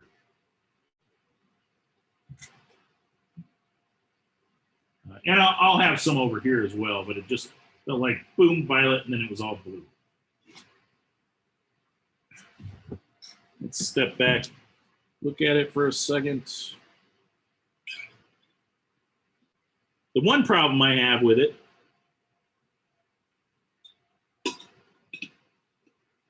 is that every single one of these kind of little things is now, they feel like they're about the same distance from the shore. So I think I need to get one, maybe I'll take this violet one all the way over there. Of course,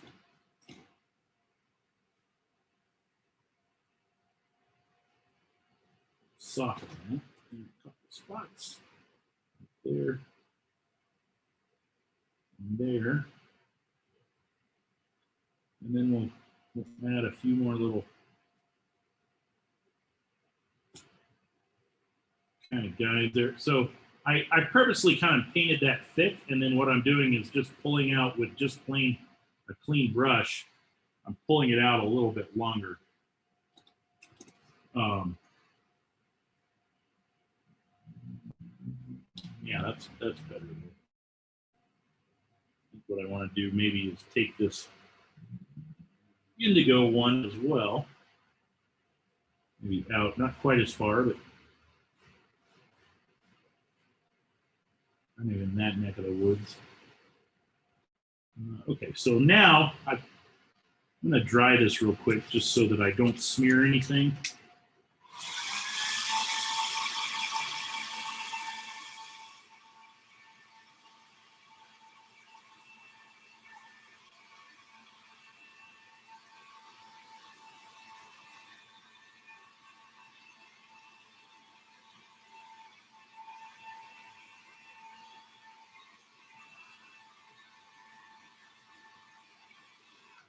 And I'm going to come back up in here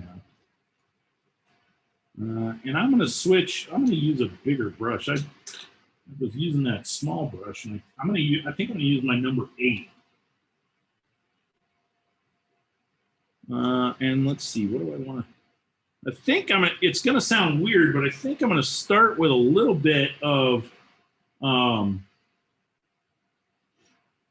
red up in here. And I know that seems weird, but go with me here. I'm just going to put a little bit of red right in here. That's just in a couple little spots. I want just a hint of red reflection in the water. And then we'll move into some violet. It could even be just permanent magenta, or maybe I'll add just a touch of blue to it. I don't want, you know what? I think I was wrong. I think I'm going to switch back to that smaller brush. I was thinking it was such a big space, but really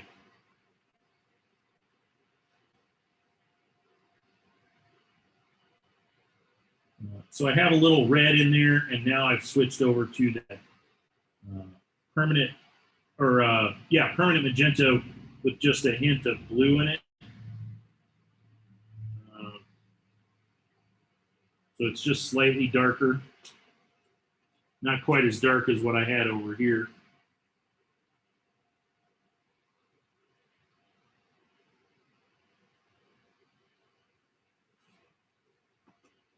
Let's see. And then here in the middle, I'm going to switch over to a little indigo. Again, you don't necessarily have to use indigo. Any dark blue would be fine. Antwerp blue, Prussian blue. Just kind of take that there. That.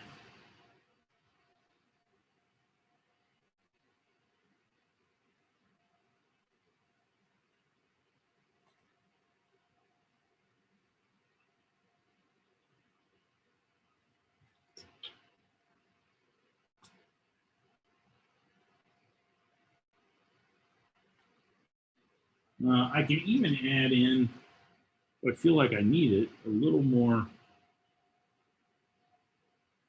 orange in here, just into that red.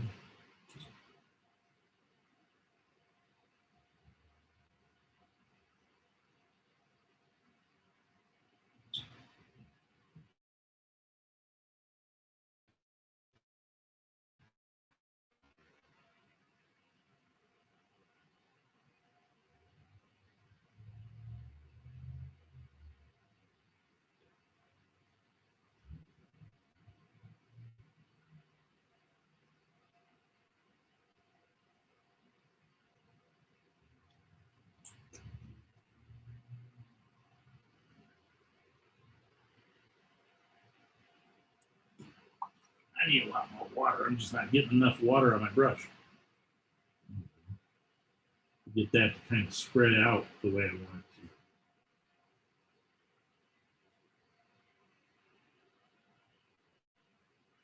it to. Yeah, okay.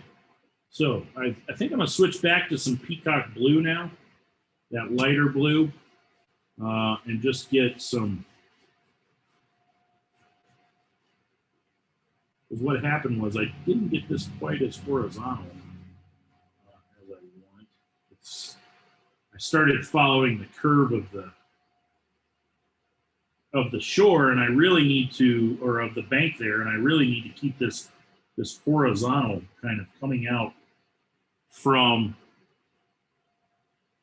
the edge here. I don't want to follow that curve. I mean, obviously you have to up top, but once you get kind of out into the water, you don't want to do that.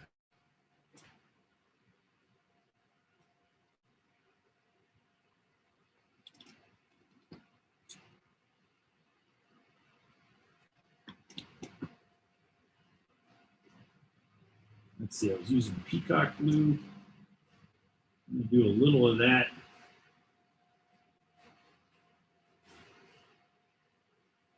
So, but then I'm gonna come back in with a little, once I've kind of got enough of this down.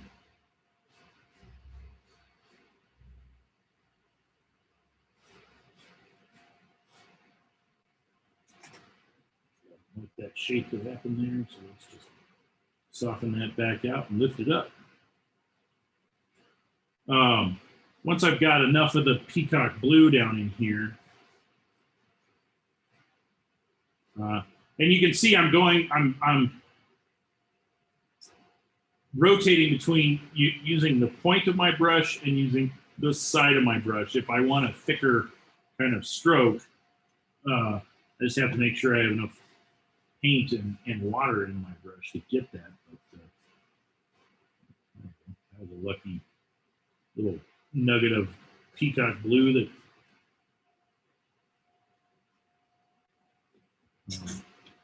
Luckily, kind of went in the right direction. Okay, so I have that peacock blue. I think I want to bring a little more over in here as well. Just to kind of,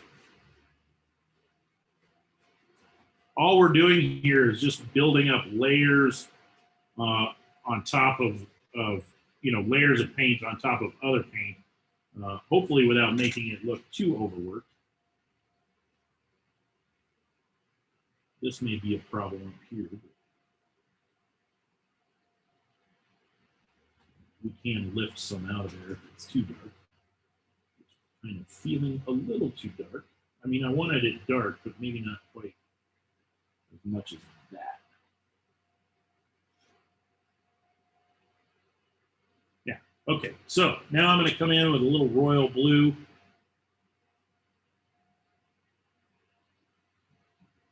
From over in here.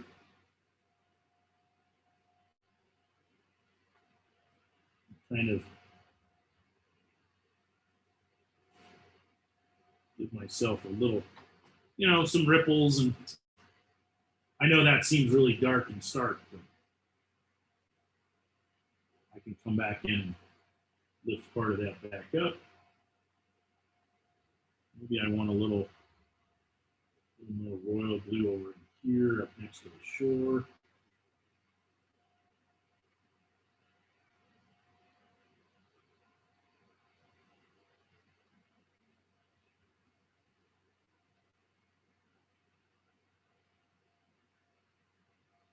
So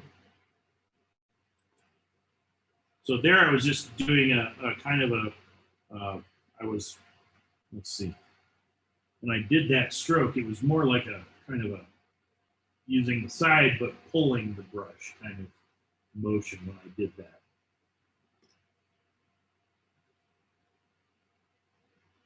Now I'll just come back in with a little peacock and soften that, and maybe lift some of that back out.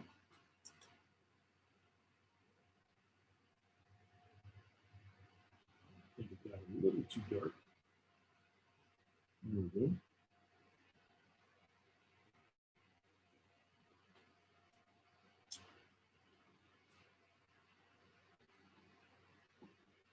Okay, back to the royal blue. Over in here.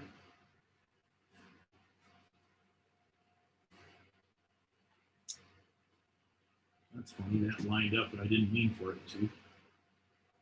So, I'm going to take this one out.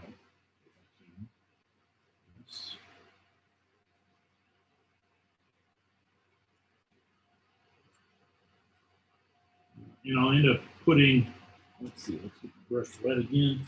I'll end up coming in kind of like so with a softer one.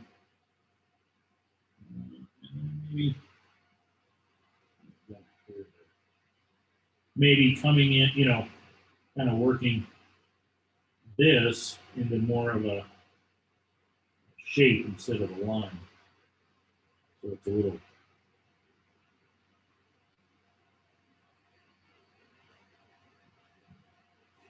less linear. Well, it's still linear, but it's still horizontal, but it's less a single thick line and more of a kind of multi-line kind of shape. Softening that now. Adding a little bit more water.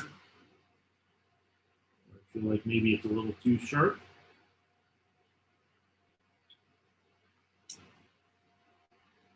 Come in. I'm going to need a little guy right there.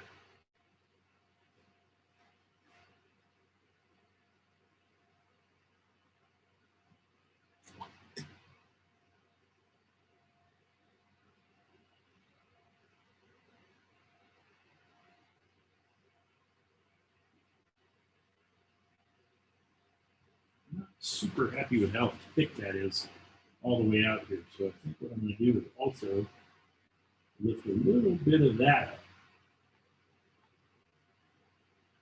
This is the nice thing about really good quality paper, is you can,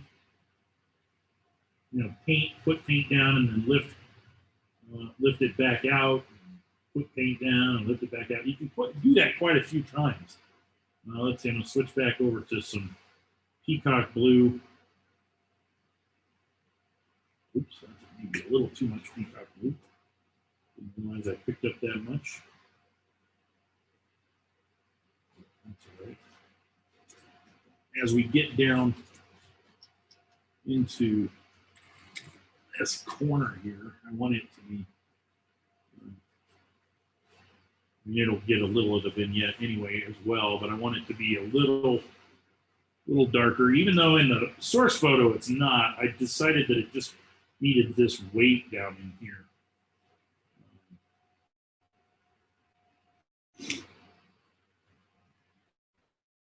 Let's put a little more of that over here as well.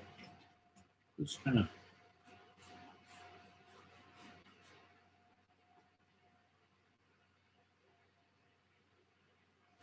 see. Yeah.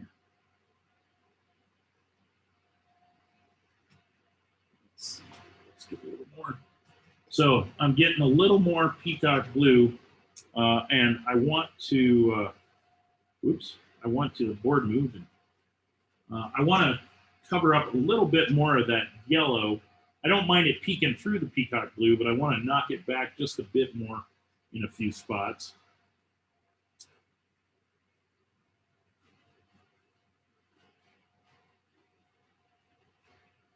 And by using the side of my brush, I get these really interesting, you can kind of see these these really interesting kind of shapes. That was just from dragging the brush. Yeah. So I'm fairly happy with this. It's not perfect, but it doesn't have to be. It just has to kind of tell a story a little bit. I think so. I've got that water. I'm gonna stop working on the water for a second, and kind of work on this area right here a little bit more.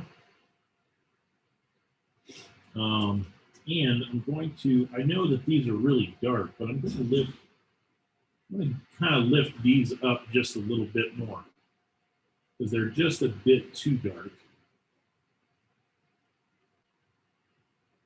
So that's really all I'm doing is just kind of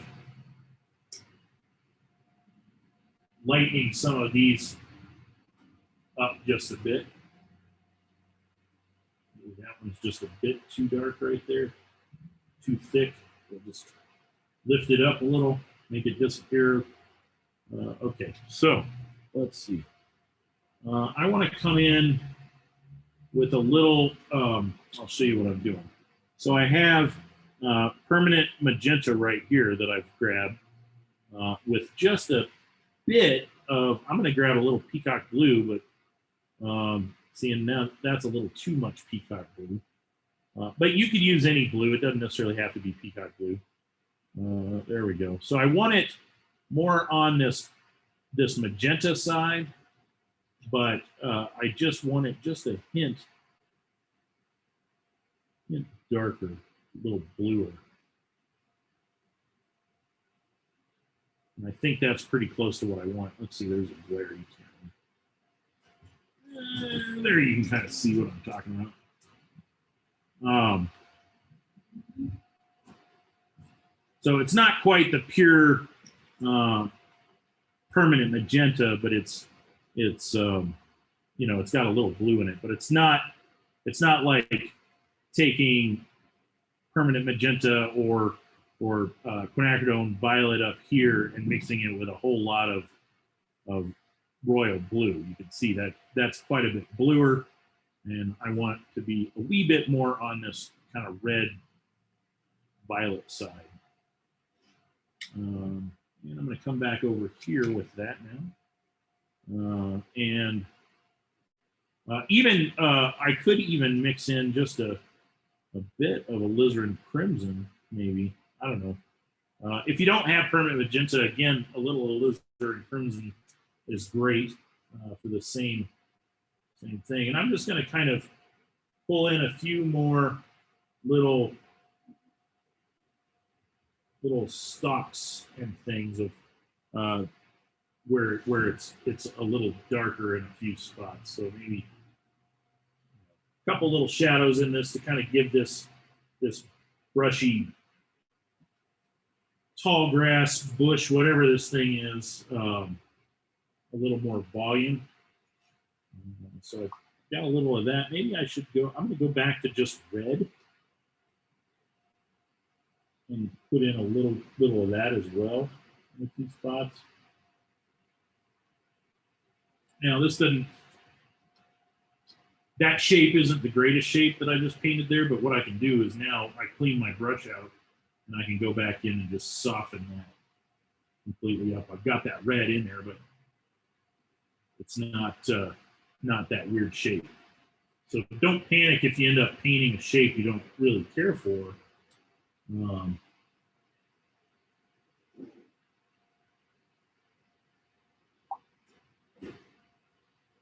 There we go. You can go back in and soften it just with a little water. Maybe I'll use a little aqua as well. Just for a little variation in color. It's a little hard to see on screen, but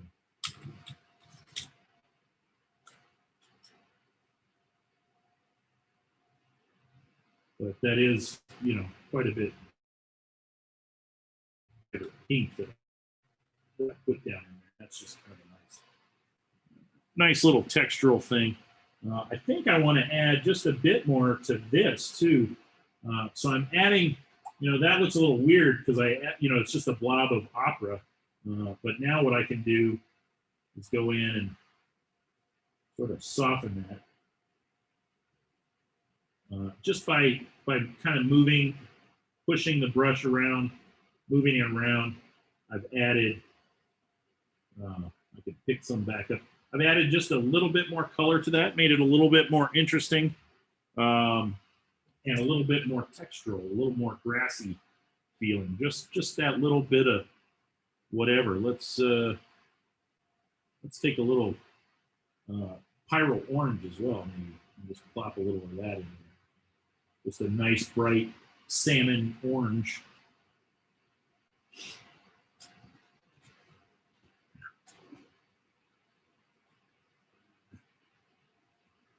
In a few spots. So I still want that to be fairly light, but I also want I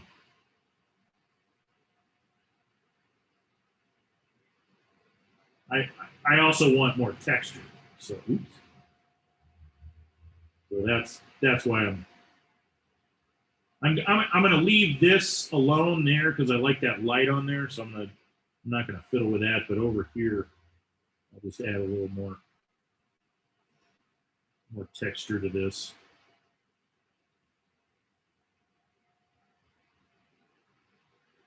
Combination of the point of the brush, the tip of the brush, and the side of the brush.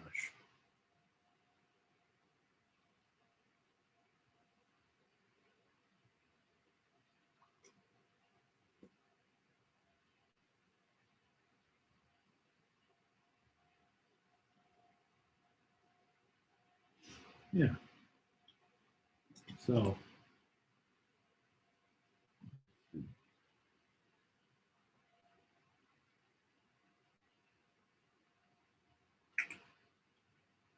that's a little, I don't really care for that right there. So I'm just going to soften that, knock it back a bit, brighten it up.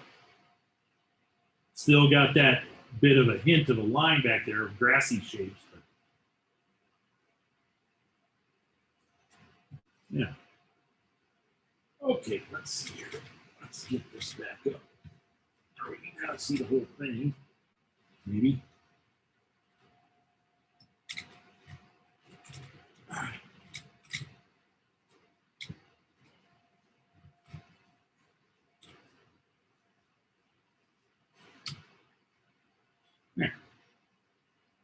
Let's step back and take a look at this.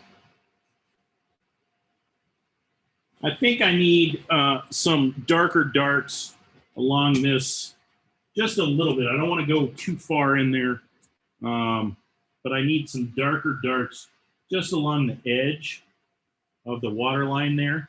So I'm going to grab a little indigo and then a little of that dark Hooker's Green Royal Blue mix. In fact, that's what I think I'm going to start with. You can kind of see that's this right here. And actually what I did was I added just a touch of indigo to it, which is a little darker. But if you don't have indigo, you can just add more of the blue that you're using, and you'll be fine. You know, if it's like here, I've got Prussian blue. Prussian blue, you can add a little Prussian. Oh, you can't see where that is, but you know, I've got a little Prussian blue here. That would be fine. Whatever. And I'm just going to come in and just put a little bit of a dark,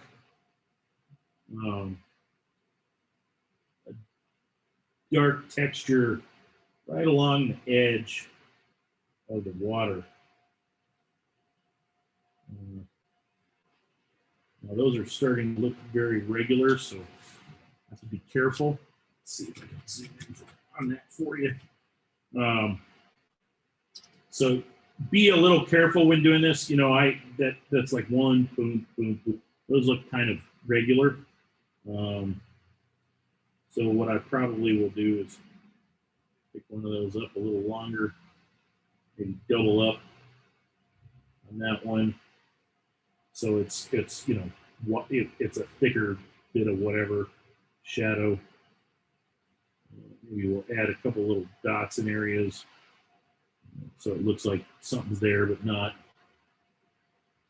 But all I'm really doing is just adding a little bit of definition to this bank of the river. Just sort of really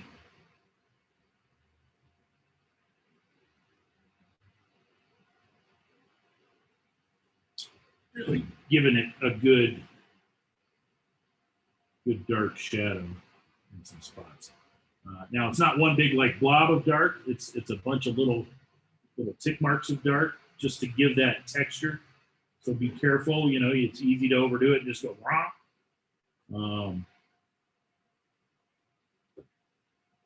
I'm going to pull a little of that over into here as well, just to darken that up just a bit more. Maybe I'll go into more royal blue, or not indigo here, or whatever blue you're using, but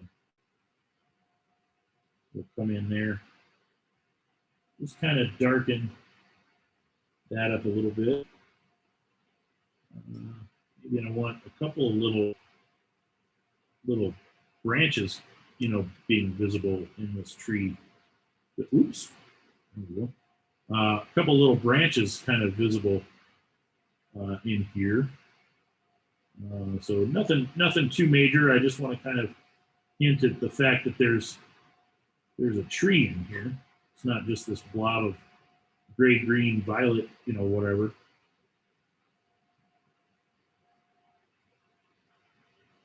For that shape.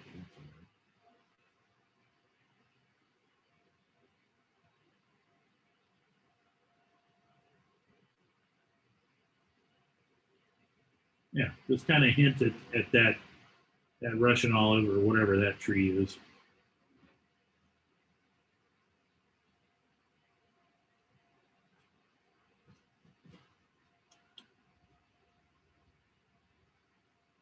Maybe what I'll do is come in. I like that dark color, but what I want to do is maybe it feels like this is kind of ambiguous back there, which is fine. You want a little ambiguity back in the background. But what I'm going to do is take that same indigo that I've got here. Let me move this out of the way. Let's see. That same indigo, and I'm just going to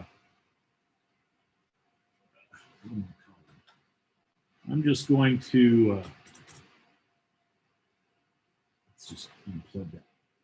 let's just, I'm just gonna get a wash of that, but you can see how I've really lightened that out. So it's just, you know, it's mostly water. But completely clean my brush out. Now I'll come in and just grab some of that. And then if I come back over here, I can do a little bit of I can hint at a few trees coming up in here just really lightly. You can see, you know, just barely perceptible as tree trunks, you know, trees or whatever going on in the background there. I can add a few more. Maybe I'll grab a little of the violet over here. And just kind of hinted another couple of trunks. That one's a little too dark. So pick that back up. Not quite as dark anymore. But yeah, so I've added a few little, you know, a few little trunk shapes back in here. Just all those are just little short little lines that I just, you know, painted with a mostly water wash of that indigo in my brush. And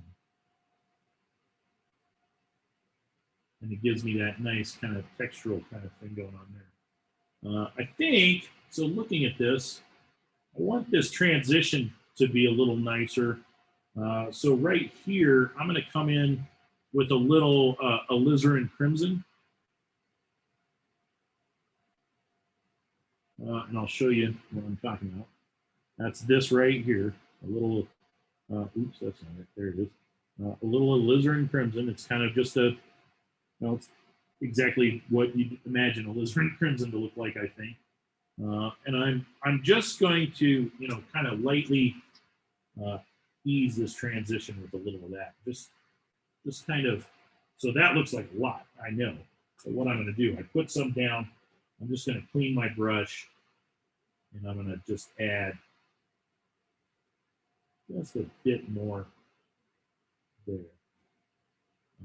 I don't mind that little bit of light right in there. I think that's kind of interesting, so I'm going to leave that. I'm not going to worry about that, but that aids that transition from whatever's going on in the foreground to whatever's going on in the background.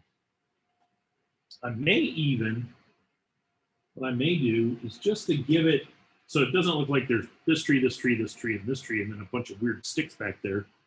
I'm going to come in with just a bit of permanent yellow deep.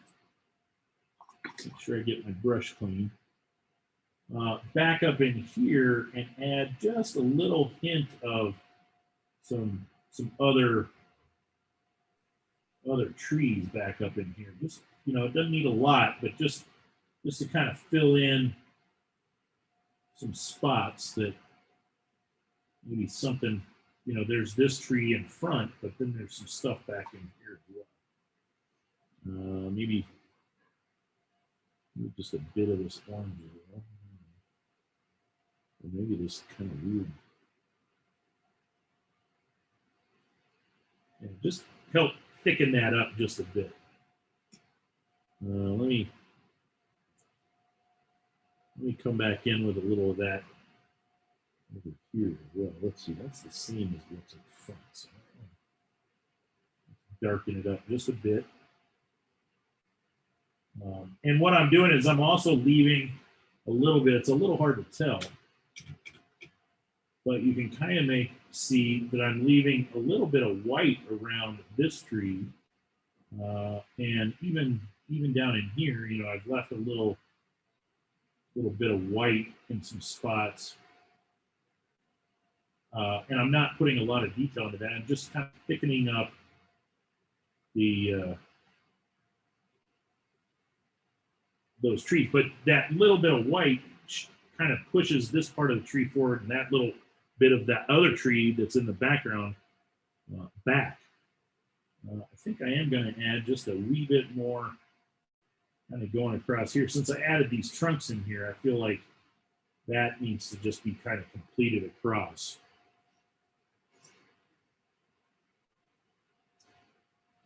So that's all that is just, oh, now this clump of trees here goes back, but then connects to this bunch of trees here. And I may even want to kind of connect, you know, this feels like maybe there needs to be a bit of yellow back here as well, connecting these trees. You know, there's a whole slew of them. So just a hint of little bit of yellow. We'll see if that survives the sky. Soften that edge there, make it a little more lost.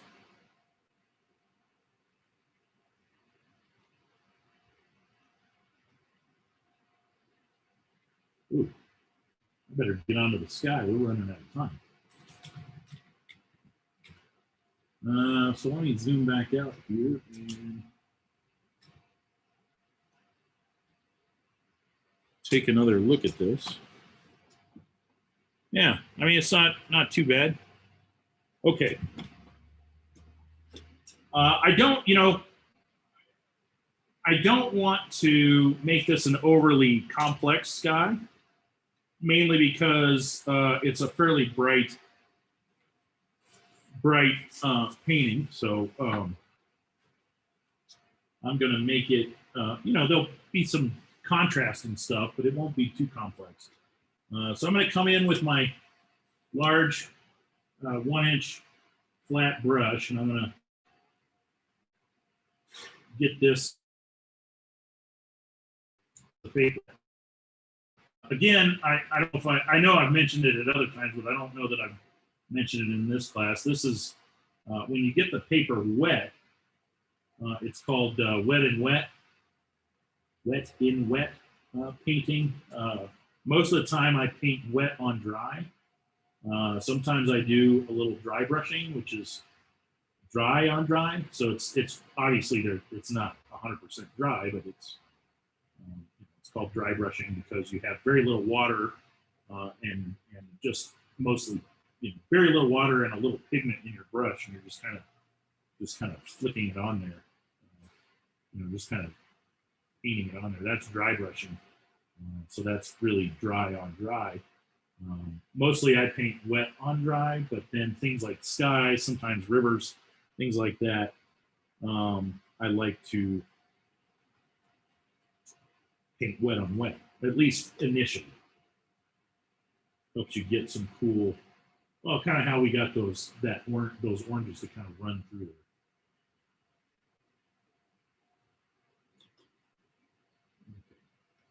And I really like the sky to be fairly wet, quite a bit wetter than. Okay, so I'm going to start with a little peacock blue because it's just a nice sky blue. If you don't have peacock blue, cerulean blue is a nice blue. It's not quite as transparent, but it's still a very nice blue. Let's see. Even watered down royal blue is a really pretty blue. I just like this peacock blue because it's such a bright, very sky blue. Here. So we'll just kind of add. I'm just adding some color where I feel like I need a little contrast down in that area.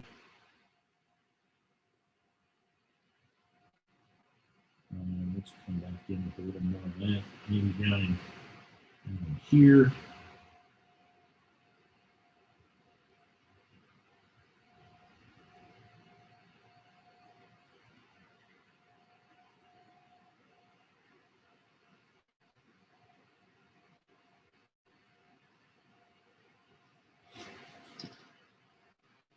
And that may seem like too much, but it'll dry lighter. I can always add more water if it's still a little too much.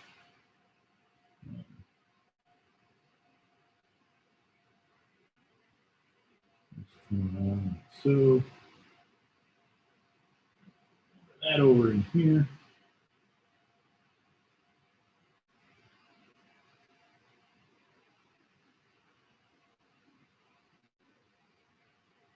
So there I've got a nice kind of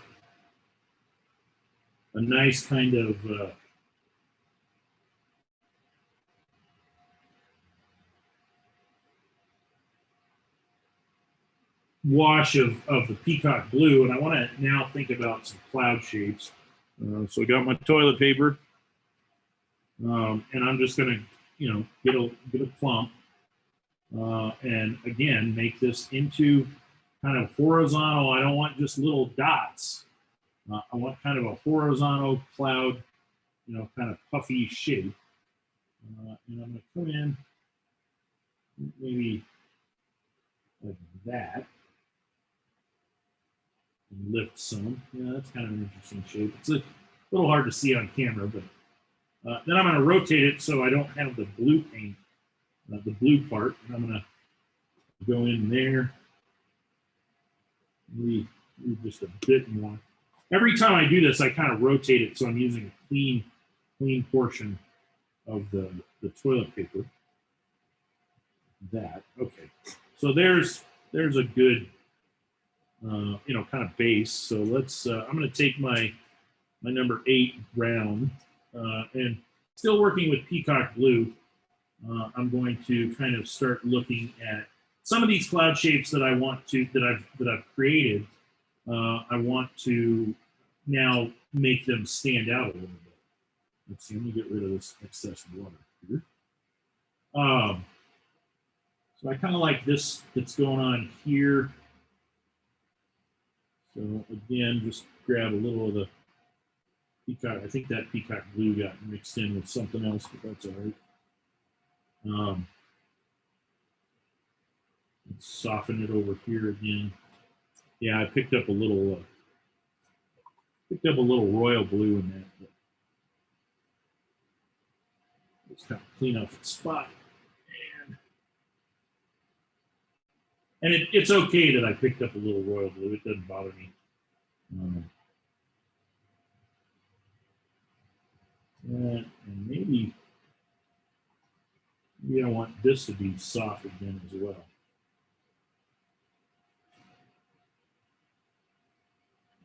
Just kind of soften that up. You know, I've got these kind of sharp edges, and then I go into these kind of lost edges. Let me come over here. Maybe I want to kind of sharpen up a part of this. Kind of come over here. And then, you know, it gets lost again. It gets soft again. Even up in here, it gets soft again. Maybe I made this part of the cloud too big, and I want it to kind of come in like that. I will say this: I you know, I'm painting this without looking at anything, because I spend a lot of time looking at clouds. So I see shapes in my head, and I think, oh, I see a little shape, and think, oh yeah, that looks kind of like a cloud. The cool thing is that, you know, if yours, you know, as long as it kind of looks like a cloud, it doesn't have to look like whatever's going on in the photo that you're using as a source. That's just your inspiration. That's just what you use to kind of suss out shapes and make that a little bit better, maybe a little bit darker over here.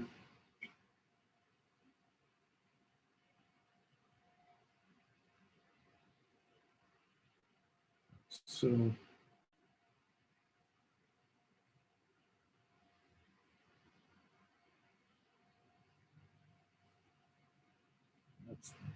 I don't like that double shape there, so I'm gonna just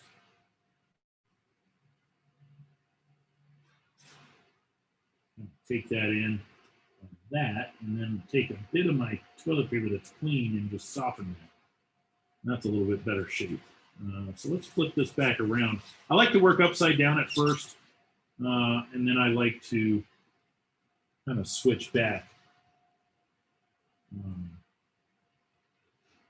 So right now, this is, not looking like much of anything other than blue with some white blotchy things. I mean, it's starting to look like clouds, maybe a little bit.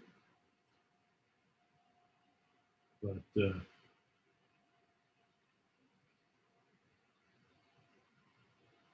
see. I don't need that to be that sharp coming up in there, but maybe this will come up in here, and what I can do is just kind of make this kind of sweepy thing, so there's like maybe a bit of a bottom of the cloud there. I can even pick up a little bit of that not royal blue, but that indigo that I was using, and just kind of add just a hint of a shadow right there. This seems like a little dark.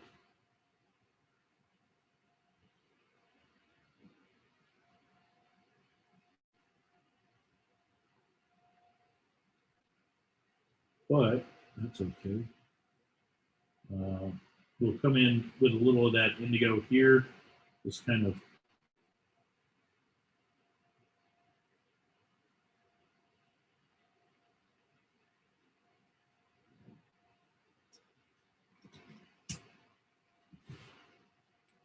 flatten the bottom of that out just a little bit, so that gives it an interesting shape. I don't really like what's going on right there. Let's see if I can't pick up a little of this with my Kleenex and soften that out a little. I like that a little better.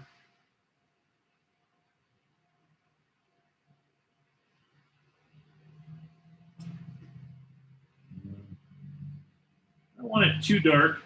I'm bordering on getting too dark right in here. This will dry a little lighter, but and I don't mind the contrast, but I don't want it to. I don't want to move into that storm cloud kind of thing for this particular painting. So just a little bit of a shadow there.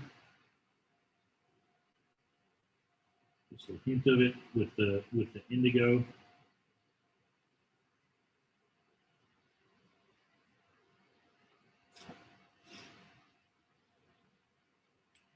Maybe soften that a bit. See if I can. Nope, it's too dry. We'll come in with a brush and we'll soften it this way. I know I put that dark in there later, but I liked it upside down, but I don't like it right side up. I'm just going to get rid of that entirely.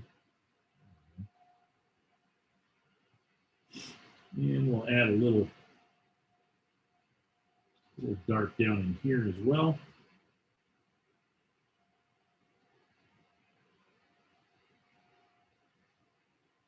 Just to kind of show that little bit of a shadow from whatever's going on here. These clouds.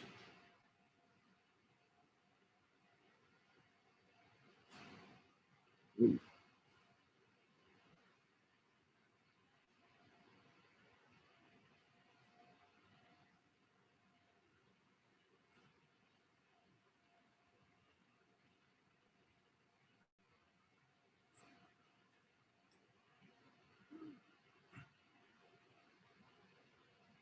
Yeah, I think I kind of like that. I want to soften a little bit more of this. I don't mind that sharp bit right there, but I think it's just a little too long. We'll just kind of bring that in.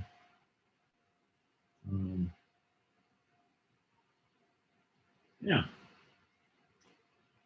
I think that's all I'm going to do with the sky. When it dries, I'll put some birds in there.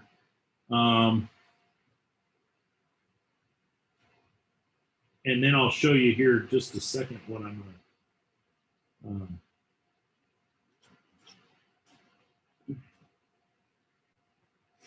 going to do. Let me dry this and I'll show you this kind of vignette.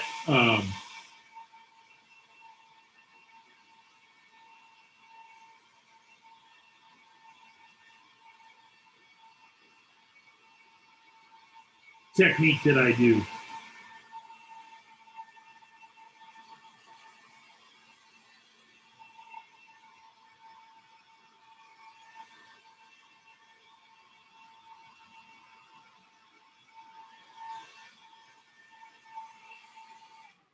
Let's see, I think I'm going to do the birds real quick. So I'm just going to grab any dark. I've got some indigo. I can come over here and grab a little purple to make it a little darker, maybe even drop this over here into this green. So I almost get a black. It's not black, but it's a dark. It's a nice dark. That's close enough.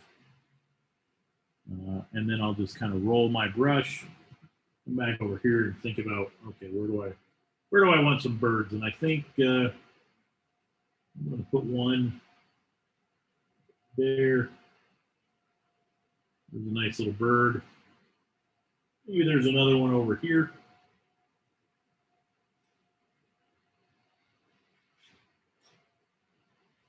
So, and I'm going to do 3. Maybe this one's down in here. That's all right. Okay. So here we have, I have to cover up, let's see, my palette. And I need to find, oh, okay. Let's see here.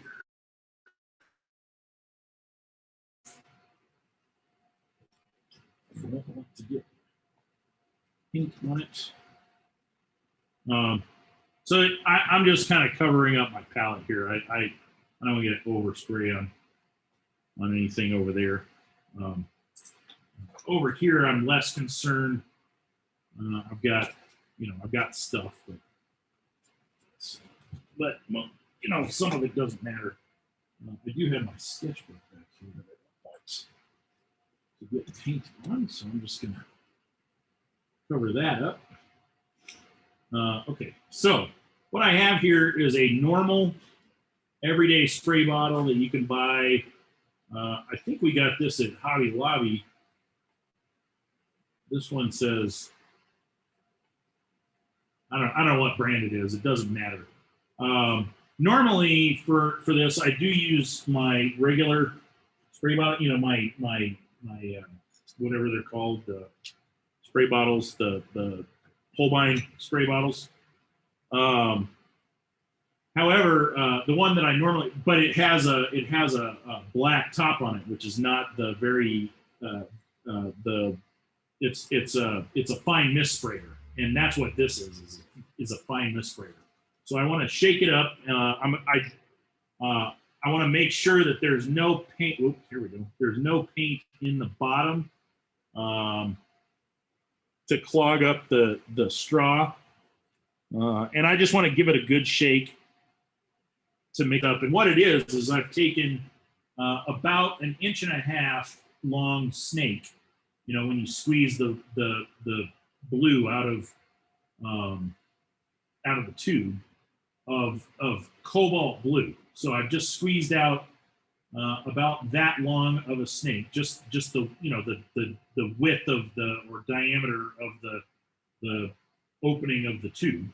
But it's about that much. I drop it into the bottom of this, and then I fill it up 2/3 with water.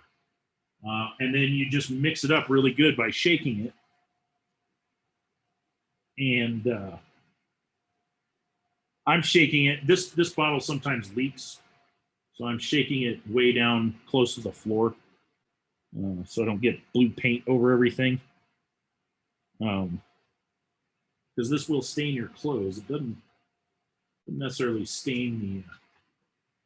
And then I'm going to do a couple of practice pumps in my watt. Well, I can't show you that.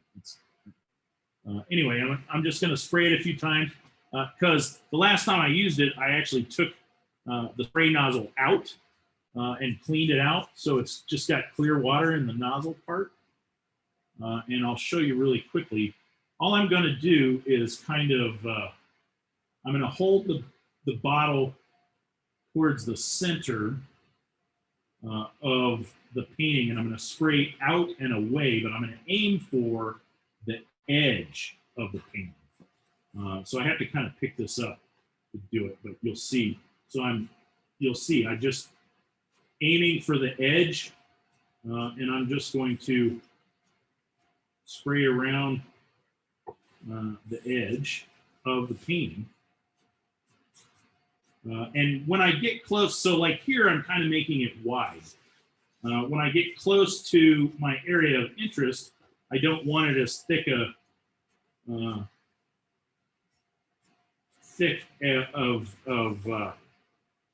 paint. And then up here at the top, just maybe just a little bit, mostly getting it on the paint, the tape there.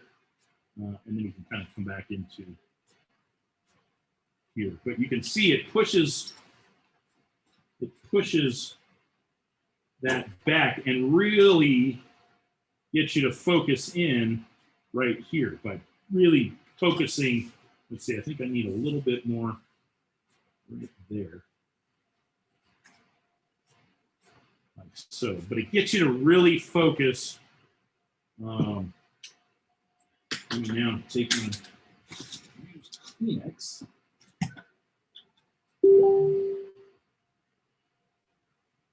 And I'm just going to clean this up here a little bit. Where, I can tell, like I got a little bit too big a dot right there. I can just go back in and pick that up with a dry paper towel or something. It's not going to really mess anything up. Let's see. Here, this up. Of course, now you know the secret of why my drawing board is no longer white, it's blue. But just that little bit of spraying that vignette around the edge, and all it is a fine mist sprayer, so it's any kind of sprayer that you're going to find locally. Just a little 2-ounce one, and again, I just put about, I squeeze out about 1.5 inch snake of paint. Don't fill up 1.5 inch of your bottle. I mean, just that thin snake of or column, whatever you want to call it, of paint that comes out of the tube, that shape that it comes out of the tube. I just, I take the top off and I just squeeze it down in there. So, once it gets about that long, I kind of knock it off on the the rim of the bottle. Then I fill it up. Ooh, this is starting to go funky. It smells bad. Then I fill it up to about here with water and just shake it up really good, and it makes a nice color. A nice what's the word? A nice blue kind of vignette around the whole thing, and really helps you focus in. It really pulls you in now into this area. Michael, what color of blue did you use? This is cobalt blue that I used in here. I have in different times I've used royal blue, but I felt like it was a little too dark. But cobalt blue or something like that would be what I would use. So not your darkest blue, but if you have kind of a medium blue, cobalt blue is dark, but it's just kind of a nice blue, bright blue. Okay. So that's what I use. But you could use, if you had peacock blue, you could even try it with peacock blue, or ultramarine blue. If you have ultramarine, that would be a nice one. The royal blue works. I just thought it was maybe just a touch on the dark side, but that's again, that would be something you could experiment with. So yeah, but now you can see, it really kind of pulls your eye into this area. And yeah, that's all that is just a regular little spray bottle. I think we got these at Hobby Lobby. You can find them at Walmart. Actually, this one may be from Walmart. I don't remember. What is this called? Oh no, it's Up and Up. That's what. I can't read right side up, but apparently I have to read it upside down to realize that it's. Yeah, this one's just called Up and Up, and I don't know what brand it is. My mom may have found this at Walmart or Hobby Lobby, Okay. either way. But It's that's Michael. I bet you Target. at Target, yeah. I think that's forgot what- about Target. That's yeah, you're exactly right. This one is a soft. It's not my favorite spray bottle, but it's same kind. It's a fine mist sprayer. This one just has water in it, but same kind of deal. You're right, Target. That's where it came from. I don't know why I forgot about Target. I'm not out on that side of town very often. That's why. But yeah, so that's kind of it. Now, usually what I do is I don't immediately mat or frame something. I kind of, I'll take it off of this. I'll even look at it with a mat on it sometimes. But I don't necessarily know that this painting is finished. So I like to spend after I've kind of finished something, I like to spend a couple of days kind of looking at it to make sure that there's nothing else that I see that maybe needs, is a little problematic. Or something, you know what I mean? I just want to make sure that so I spend a little time looking at it before I sort of finally say, okay, it's done, and then I sign my name on it. So that's just a little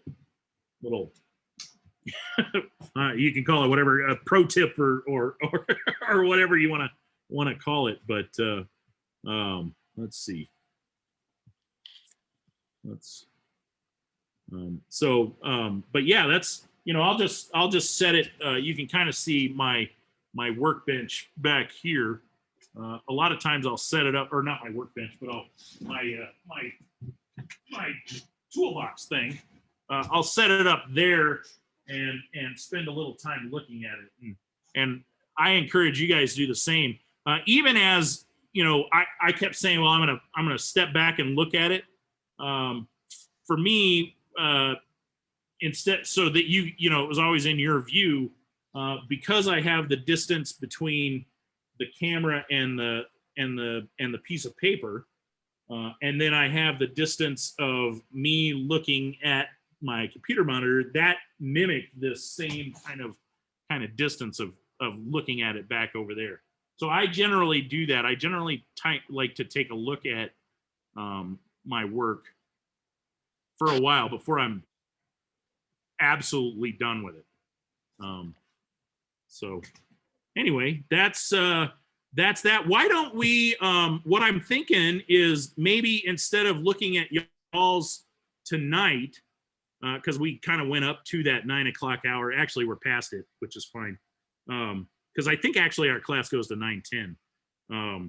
But instead of taking up too much more of your evening, what I thought is if you guys want to catch up by watching, the previous video and then maybe rewatching this, or however you want, I'll get this posted pretty quickly, and maybe the first 20 or 30 minutes of class on Monday, or well, it's not going to be Monday, is it? Because we don't have class on Monday. 20 or 30 minutes of the next class, we can we'll take and we'll look at y'all's, and I can kind of give you some ideas on maybe things that might help. And then, so before we go, does anybody have any thoughts on maybe next week, like on Wednesday or Tuesday or Thursday, doing the makeup class? I mean, I don't mind if you guys don't mind. Does that, any of those days work for anybody? Pick a day and I'll make sure I'm there. It'll work for me. So Next week. does Wednesday work? You want to do it on Wednesday? Yeah, Okay. So so we'll do that. I'll email a reminder out as well that we're doing the makeup class on Wednesday. Because I know if you're like me, I forget stuff like that all the time. And I know you guys, it's summer, so you guys probably have plans and you do fun things and well, as we all do, but because it is summer, we want to be outside and doing stuff. But yeah, so I'll see you next Wednesday. Same time, same bat channel, all that good stuff.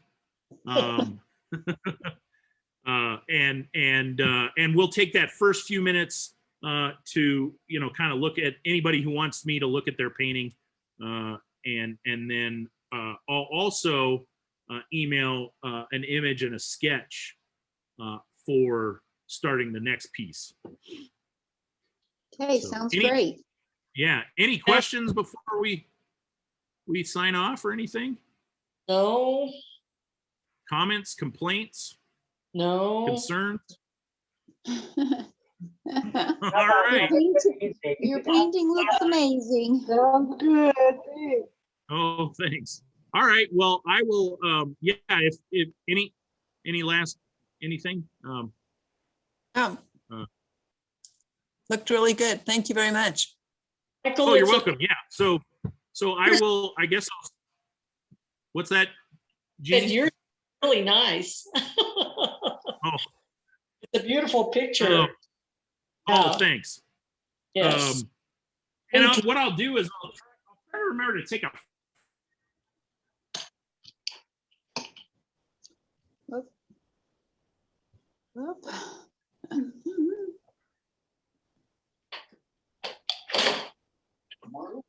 Keep I don't know if that helps. Sometimes it helps me if I'm working along with someone to see what they've done. So Yeah, that would be perfect. I'll see you guys on Wednesday, and I look forward to it. All right, thank you. Yeah. Michael. All right. See you guys. Thank Bye. you. Bye. Happy 4th of July. You Yeah. too. Bye.